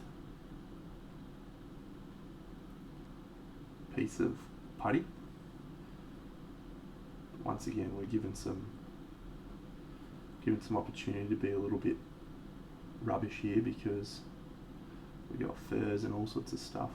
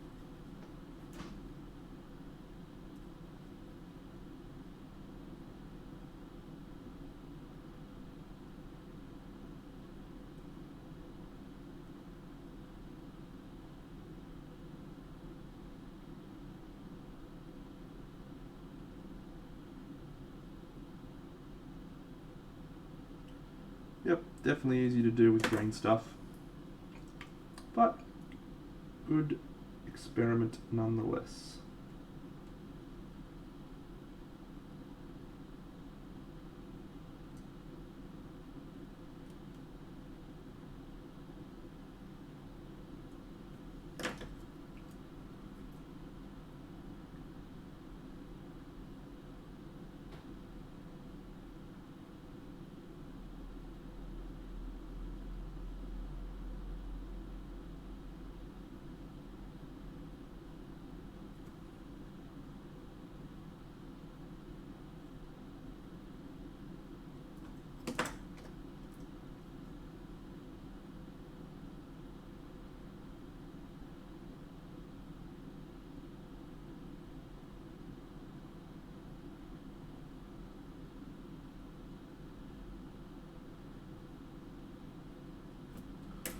G'day Dark Rookies, thanks for following, mate. Nope, that putty will stay workable until it hardens, and that takes anywhere between, usually starts to stiffen up after about an hour, but it won't be fully cured for about 4 hours, I think, for Milliput.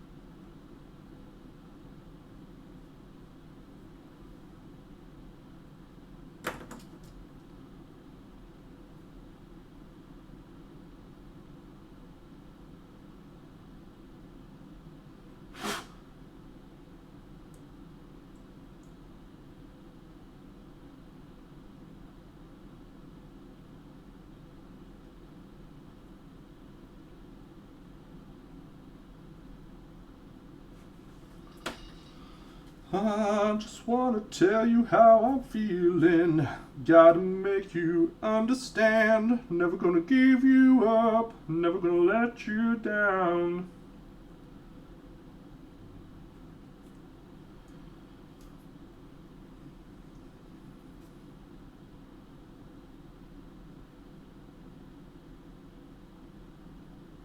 It's been in my head ever since we were talking about it.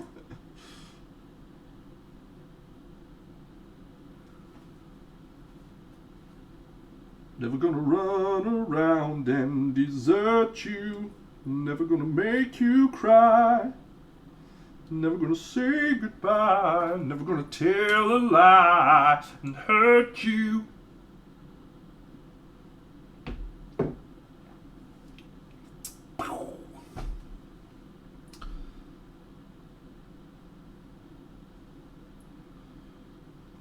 Yep, so all we need to do is trim this lower half of that muscle,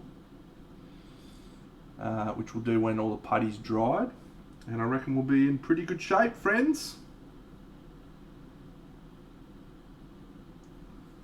Reckon we'll be ready to start the diorama as planned tomorrow.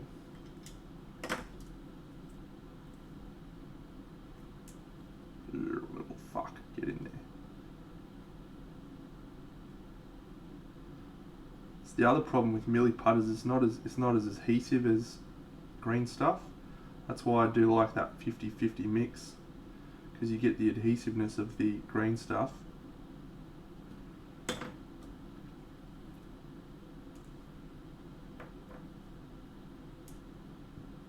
the nice softness of Milliput. I'm just going to fill that in, mate. I'm just going to fill that bit of the hammer in.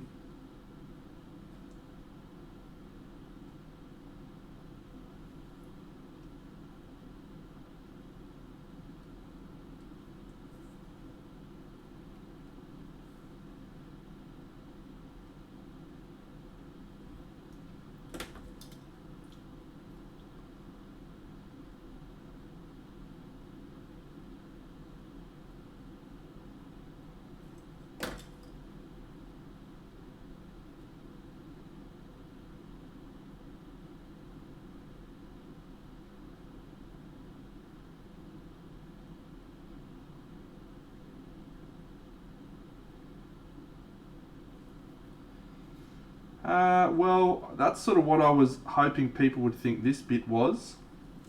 But yeah, I mean, I'll probably paint them on. I'm a fucking better painter than I am a sculptor, mate, so let's try and play to my strengths, eh? Might save that for a bit of gut filling in a minute on who are we going to start painting tomorrow? Which one of the illustrious trio do we want to start with? Trio. Fucking idiot. What are they? Quintet? Septet?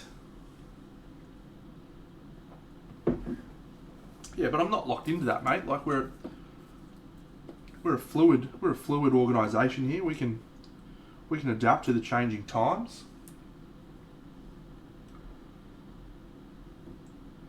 You end with VR as well, though, mate. So.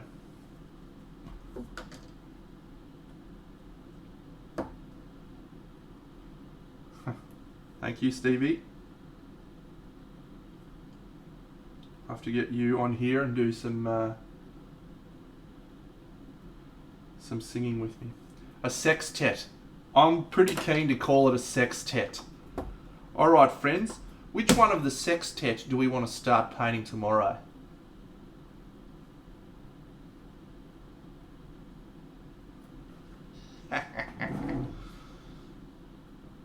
Never gonna give you up. Never gonna let you down. The sexy one, they're all sexy, Jan. They're all sexy.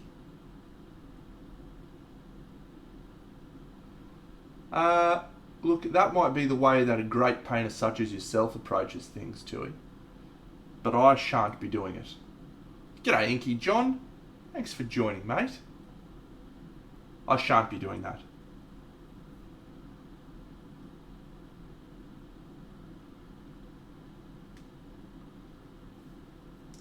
And here's why.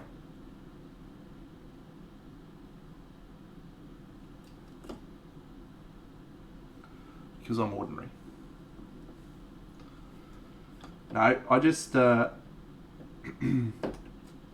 like to just start painting. I won't progress completely from start to finish, but I don't really have a plan for the colours yet, other than it's going to be a winter scene. So we're going to do a winter scene.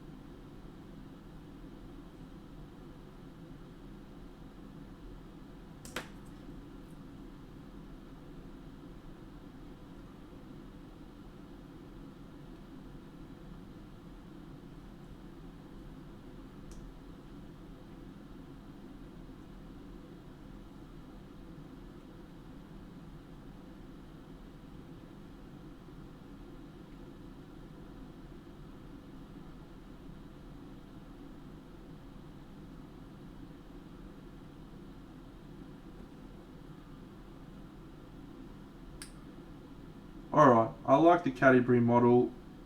I didn't do any changes to her.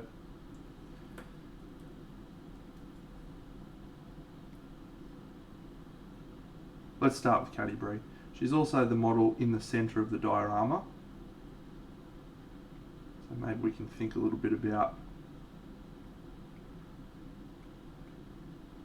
her as a focal point, maybe.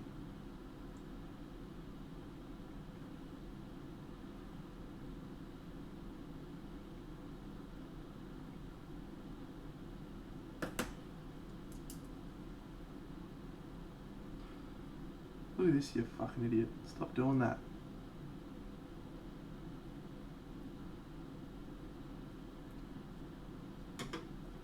So we will do some filing on this tomorrow when it's all hardened. And that will help clean up a bit of the roughness. Reshape some of the things that need to be tweaked.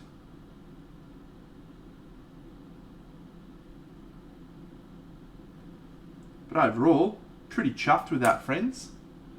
Pretty chuffed with Wulfgar, son of Bjorngar, coming in hot and heavy with some heavy conversion.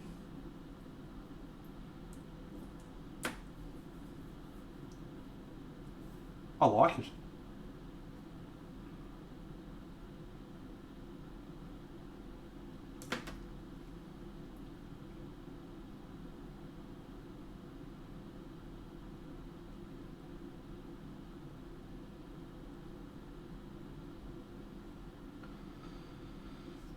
This is actually off a Kingdom Death model, believe it or not, this hammer. It's from a Slender Man Gloom hammer. How fun.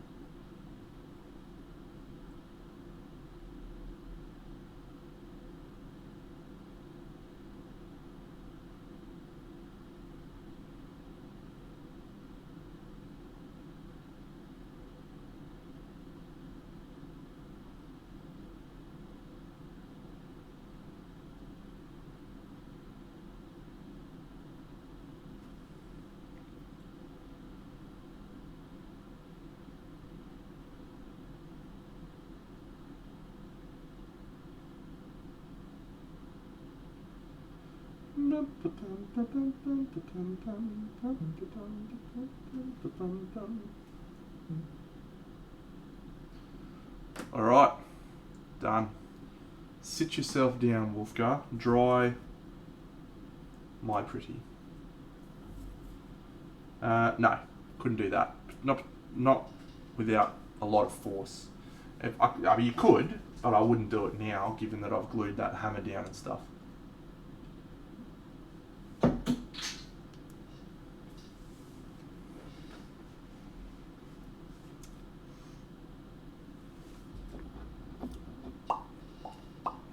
I will grab the base down in a second, because a few things I want to show what I've done. She'll be all PVA glue to fill her gaps. Excellent.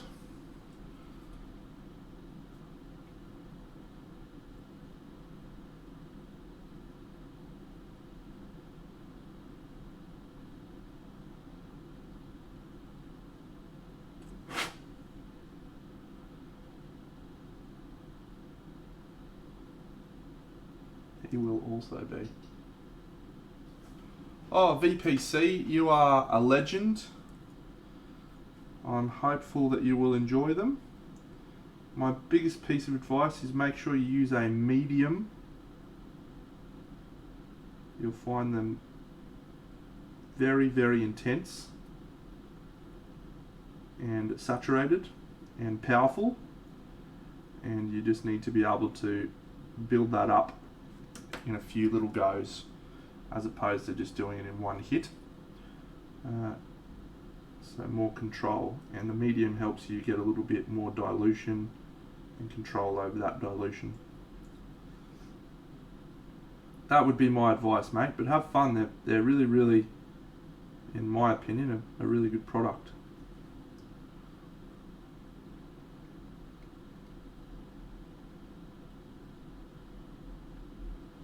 Alright, Regus can get some PVA glue. My Panther, he's a 3D print. He looks pretty good, actually. One thing, I don't know if you guys have seen a lot of 3D printing. This resin is very translucent.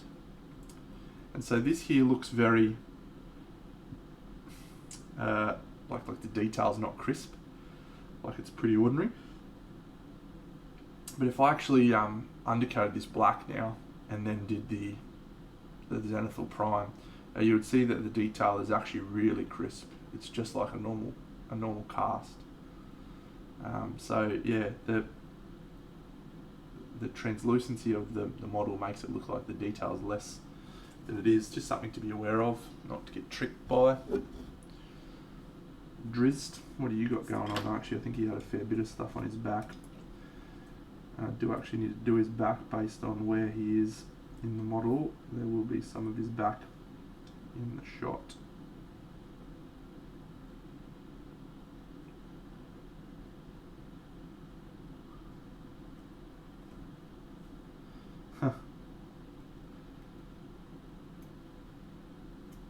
Yeah, I think I mentioned I had a. I talked about it on Monday stream. Had a really good chat with a mate of mine who's doing some 3D printing for me for the Camelot diorama. Just talked about the variety of 3D printers out there and some of the cool stuff that you can do. And it's probably one of those things that it's only a matter of time before I'm committed. Though we can hope that's not the case. Got enough fucking models to paint. Now, you know, I would use it for purely for basing stuff. Like, it'd just be great to be able to get someone else's work for basing and have that be like $5. Print it out, get it done.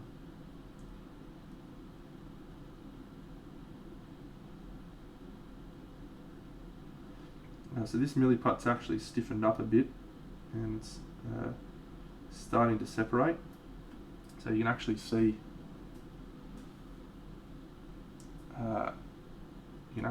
the milliput starting to separate when you're adding details. So that tells you should probably switch to some new stuff, but I'm going to get away with it here because I'm just doing fur and I'm going to brush over with some water. My favourite Knight of the Round Table. Wow. Are you talking about the models from Echoes of Camelot, or are you talking about in the stories?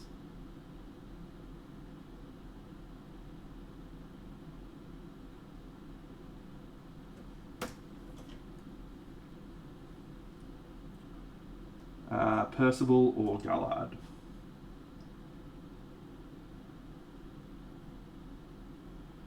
you remember? Oh fuck, this is going back now, right? There used to be an arcade game, which was like a Knights of the Round Table arcade game, side-scrolling beat 'em up, and you used to be able to play as Lancelot,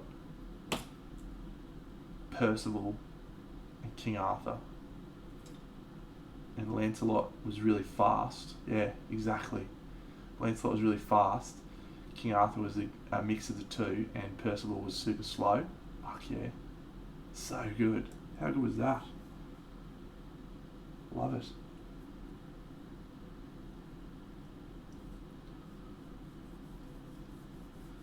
Yeah, I'd be in for that in every possible way, shape or form. Percival with the axe, exactly. How good was that game? That used to be at my local convenience store that I used to nip down to for a bag of lollies. Just used to have a little go of that game when I was there.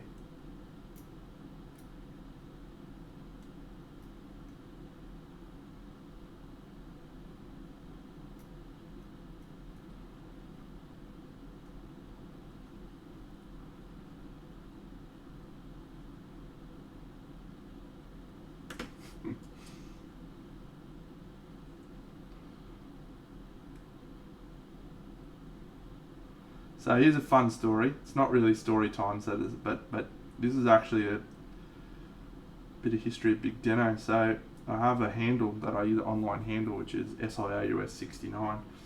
The 69's obvious. But, I fucking played that game so much. Yeah, so there used to be a shop near my house called Dragon's Keep, right? And Dragon's Keep was a little dude like me's utopia. It was Dungeons and Dragons on all the walls. There was painted models in a cabinet up the front. There was Warhammer at the back. There was arcade games that had dudes playing D&D. It was like unreal. And this is like 90s, in the early 90s. I'm fucked if I know how they stayed afloat for as long as they did, but they closed down when I was about 20. But I used to go down there, and the first thing I ever bought from them was a bag of flock for $7.99, or however much the fucking flock was back then, and a box of Empire halberdiers, the plastic guys that are like this with their shield and their fucking halberd, and there's 8 of them in the box, or 10 of them in the box. It was so legit. I got my flock, and I painted them, and I flocked the bases. It was the best. Anyway, so there was an arcade game there, Dungeons and Dragons, the old Dungeons and Dragons arcade game. Long time ago. And I never played it. Like, I went to Dragon's Keep like 15, 20 times and stuff, and I never played it, because at the time I don't remember, wasn't into arcade games that much maybe at the time. The first few times I've been there, I just like looking at all the models and shit. Can you really? I'm gonna fucking go and look at that right now. As soon as I finish my story. So the day I went up there and played it for the first time, I was so excited and I was so nervous, and I was like clicking a button, just clicking buttons, like ready to go, and it said please enter your name, and I just pressed the button by accident, and the name that it spat out, I was a wizard by the way, a wizard, can't use to cast Blizzard, it came out with SIOUS, Sius, the wizard, and so I adopted that name. Henceforth, little Deno decided that was going to be my internet name. I don't know, like 14-year-old Deno. Don't know what he was doing on the internet actually, that little dickhead. So yeah, that's where my name comes from. In case any of you never wondered that, I've just shared that with you. Are you talking, Wamposaurus, are you talking about the King Arthur game? Or are you talking about Champions of Mystara? I don't care about Champions of Mystara. I can play the shit out of that. But I'll play that King Arthur game again. Get in my mouth. Get in and around my mouth, King Arthur. You champion. Oh, there you go. Well, don't tell him where the 69 part came from, mate. I was a 14-year-old kid.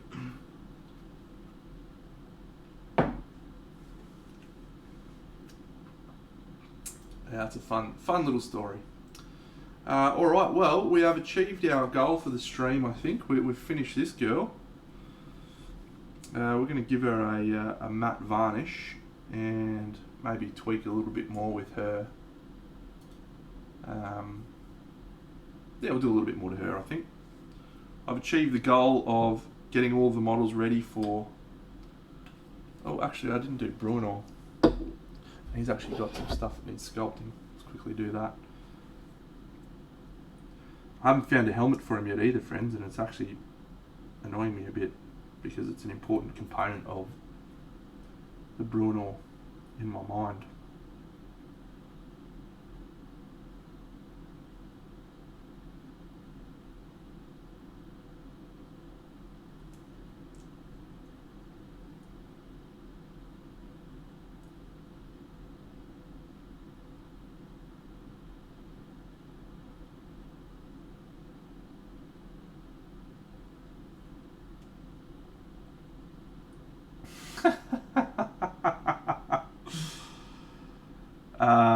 I also played the Spellweaver, and I also used to be like, oh yeah, 69.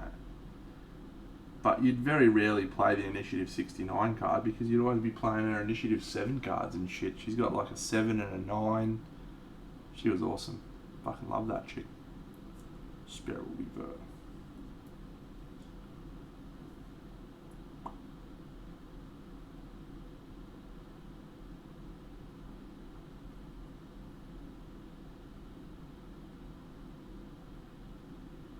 A good model for Bruno.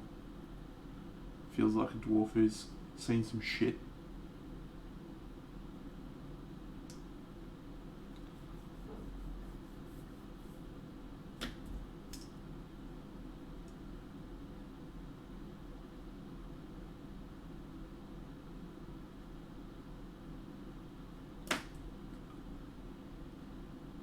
Eight cards, mate. She got 8 cards.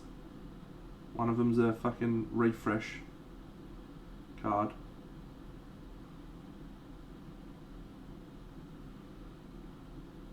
That's true. That's true. I was usually wanting to go first just to blast dudes and then move away.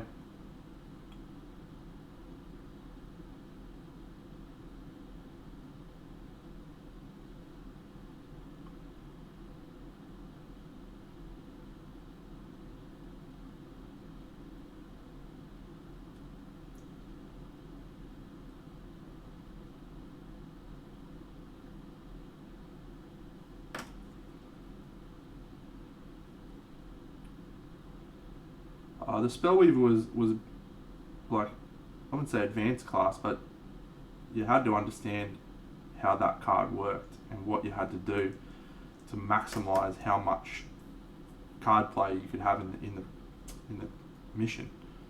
And if you didn't get that tempo right, and sometimes it meant having a suboptimal turn in the mid game just so you could, make sure that you tagged that at the optimal time. And you had to be super cognizant of if you were going to get hit, because that could throw all of your fucking tempo out. No, I mean, it's not a card game, it's a board game called Gloomhaven, but it uses cards to represent dungeon delving, and you play 2 cards each turn out of a hand of cards, and as your deck runs out, you refresh it, but you lose cards from it, so it's like a timer, an internal timer for the game. But yeah, I was fucking awesome at it. You're a ledge, Tui. Thanks for your support, mate, and advice. Appreciate it.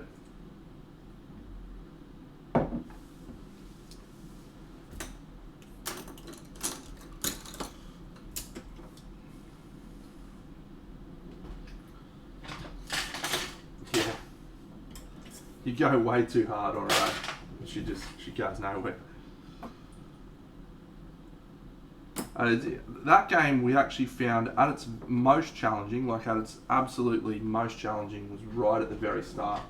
We came very close to losing a few missions at the very start, and then I think we didn't lose a single mission the entire rest of the way through, except for one of the unlockable missions from one of the personal quests. We played that one 3 times before we beat it. That one was super hard, but really awesome mission too, so we enjoyed playing it multiple times. You can go away, little putty.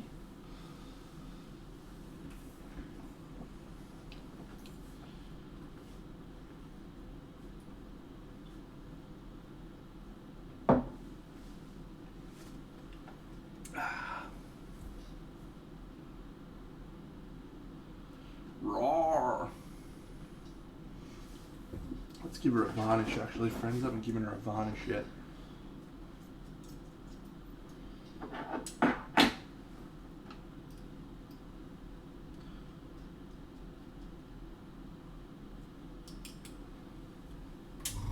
actually did a Arkham Horror campaign, one of the card games, with my mate Sheldon last year, King in Yellow. I played as Jenny. Yeah,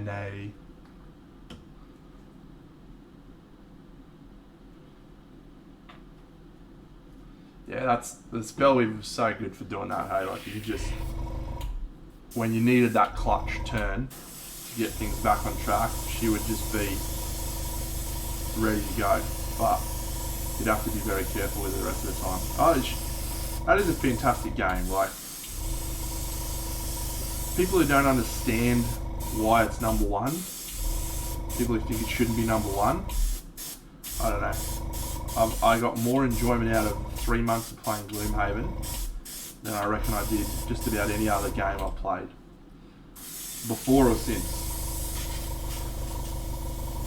Janae, she was awesome.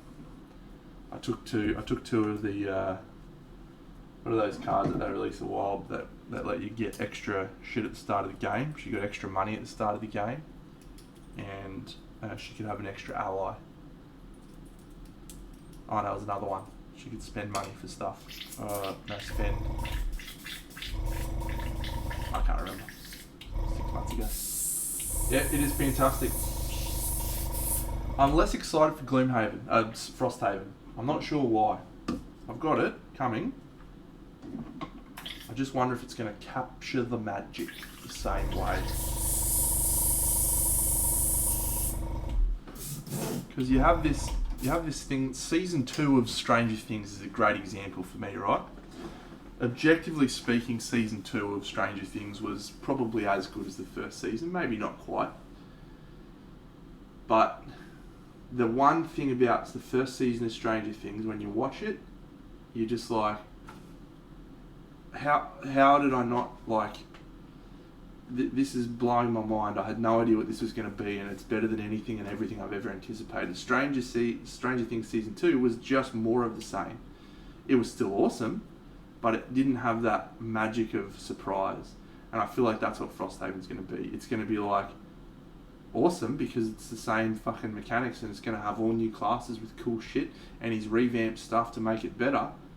But is it going to have that same aura of majesty that the exploration and the thing is?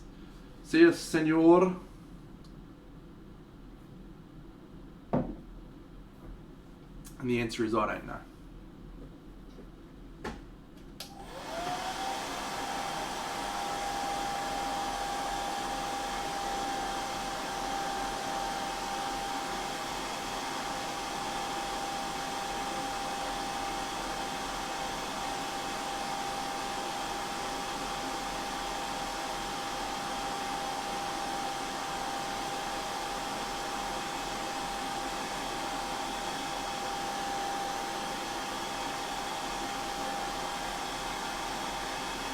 You know what I reckon this model needs? Glossy blood effects. That's what I reckon she needs. Just some little spitter spatters maybe on the back of this mask. Dripping down. Just something. Never use Fortella, mate. Well, you don't need Fortella when you've got a man with incredible vocabulary, incredible ability to read from a page, and a voice that can change people's hearts and minds in myself.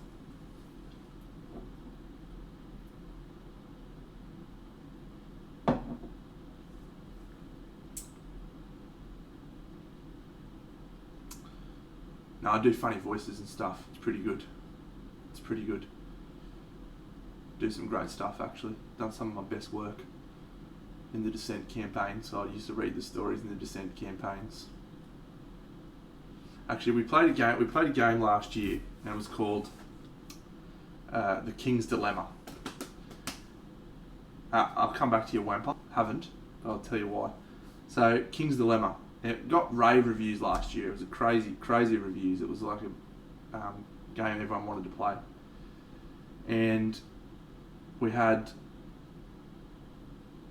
the way that the game works, right, is there's you play as lords of houses that are responsible for pulling the strings of this nation.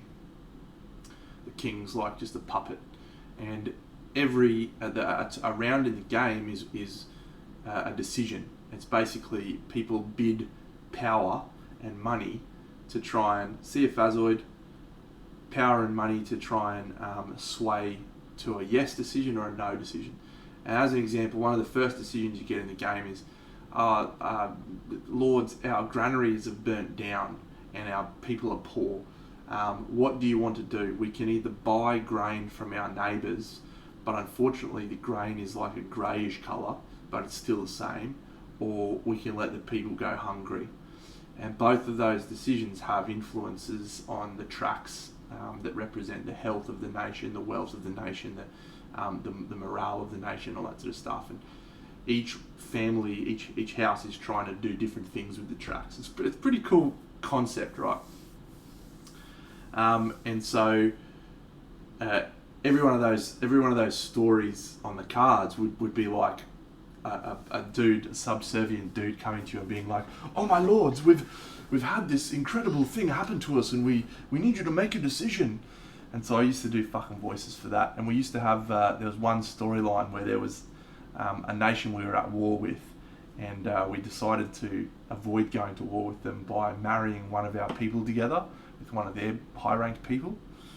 And it became the greatest love story of our time.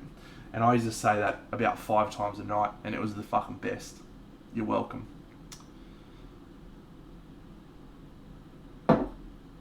Now, I was going to buy Cthulhu Death May Die. We've had about enough of CMOD games. Not because we don't like them, but because we've got enough of them. They haven't done anything that's made me feel like, wow, I have to play that. And I'm not the world's biggest Arkham mythology fan. And I think if I was, I'd probably get into it. But as it is, yeah, we like other ones, you know. Rising Sun, Descent, that sort of shit. Exactly, mate. Exactly. I should be in Hollywood. Oh, I'm gonna varnish this chick and call it a day. I think we'll give her a varnish and maybe do some spattering blood effects. Oh yeah, so I've got a proper base for her. Except I just broke it. Excellent. Party time.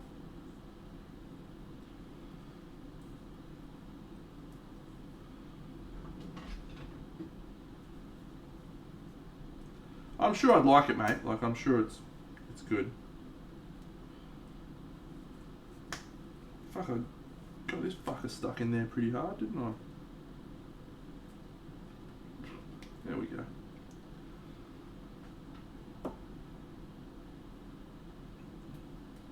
We actually played a game called Australia, and none of us were excited to play it. It's a fucking stupidest concept for a game you've ever seen. It is Cthulhu in Australia.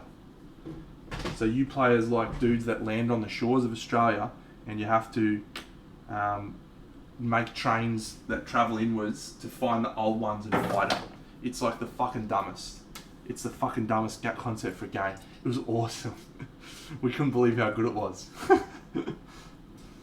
we all fucking frothed over it afterwards. We were like, that was the fucking best. As per usual though, one of the biggest problems with all the games we play, 4 players only. Best at 4.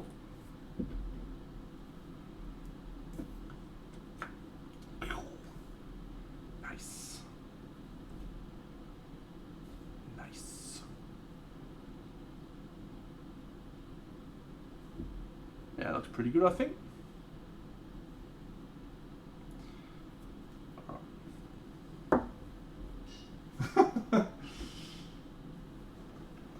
The fucking spiders, they wouldn't leave me alone, the fucks.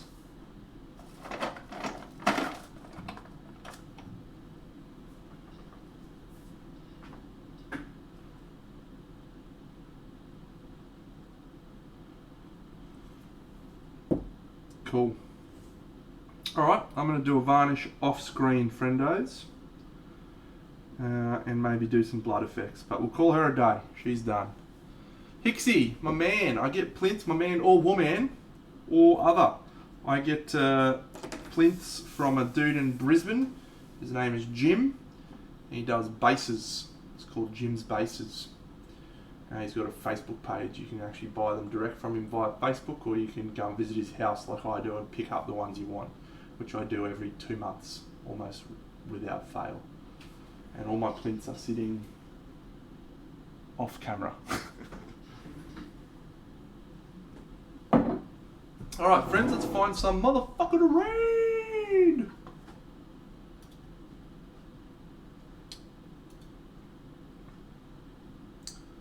Mini Den's going hard. Still a Rebels going hard. Let's see if we can... Oh, I love Bob Ross. Oh, someone's playing Blood Bowl. Cool. Alright, I'm just going to see if I can find a miniature painter.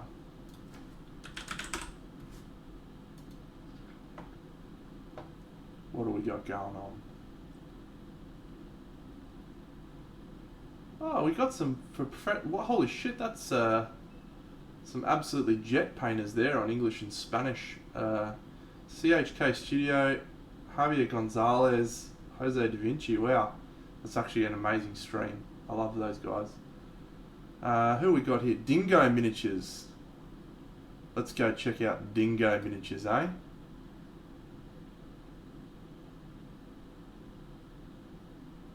Nah, I hard pass on Dingo Miniatures. He's wearing a bandana. You're immediately banned from my stream if you're wearing a bandana, mate. Just ridiculousness. Bandanas.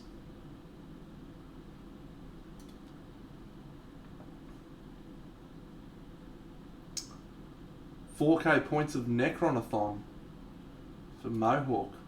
He's got 109 followers already. I'd like to go someone who doesn't have 8 bajillion followers, eh? Because it's cool to just get in there and check out someone other than the superstars of Twitch, such as myself. Alright. Chris P Minis. Let's go have a look at this. This could be the go. Yeah, it looks like he's painting something quite interesting. Although he is wearing a visor. Chris P, come on mate. Do us a favour. Get rid of the visor, pal. We're going to raid Chris P, friends, so we can tease him about his visor. Let's do it.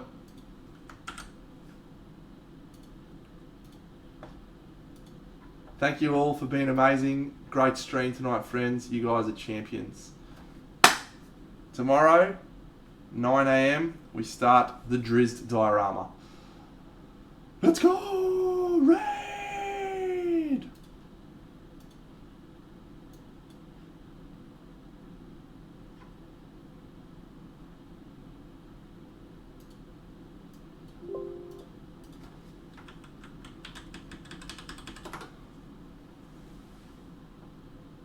Chris, mate, you've got to fucking pay attention.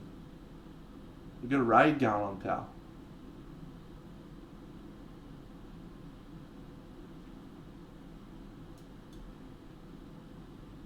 Chris, mate, come on, pal.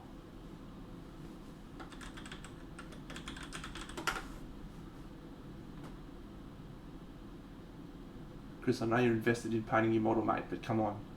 We're raiding you here, pal. You've got 43 viewers. Have a look, son.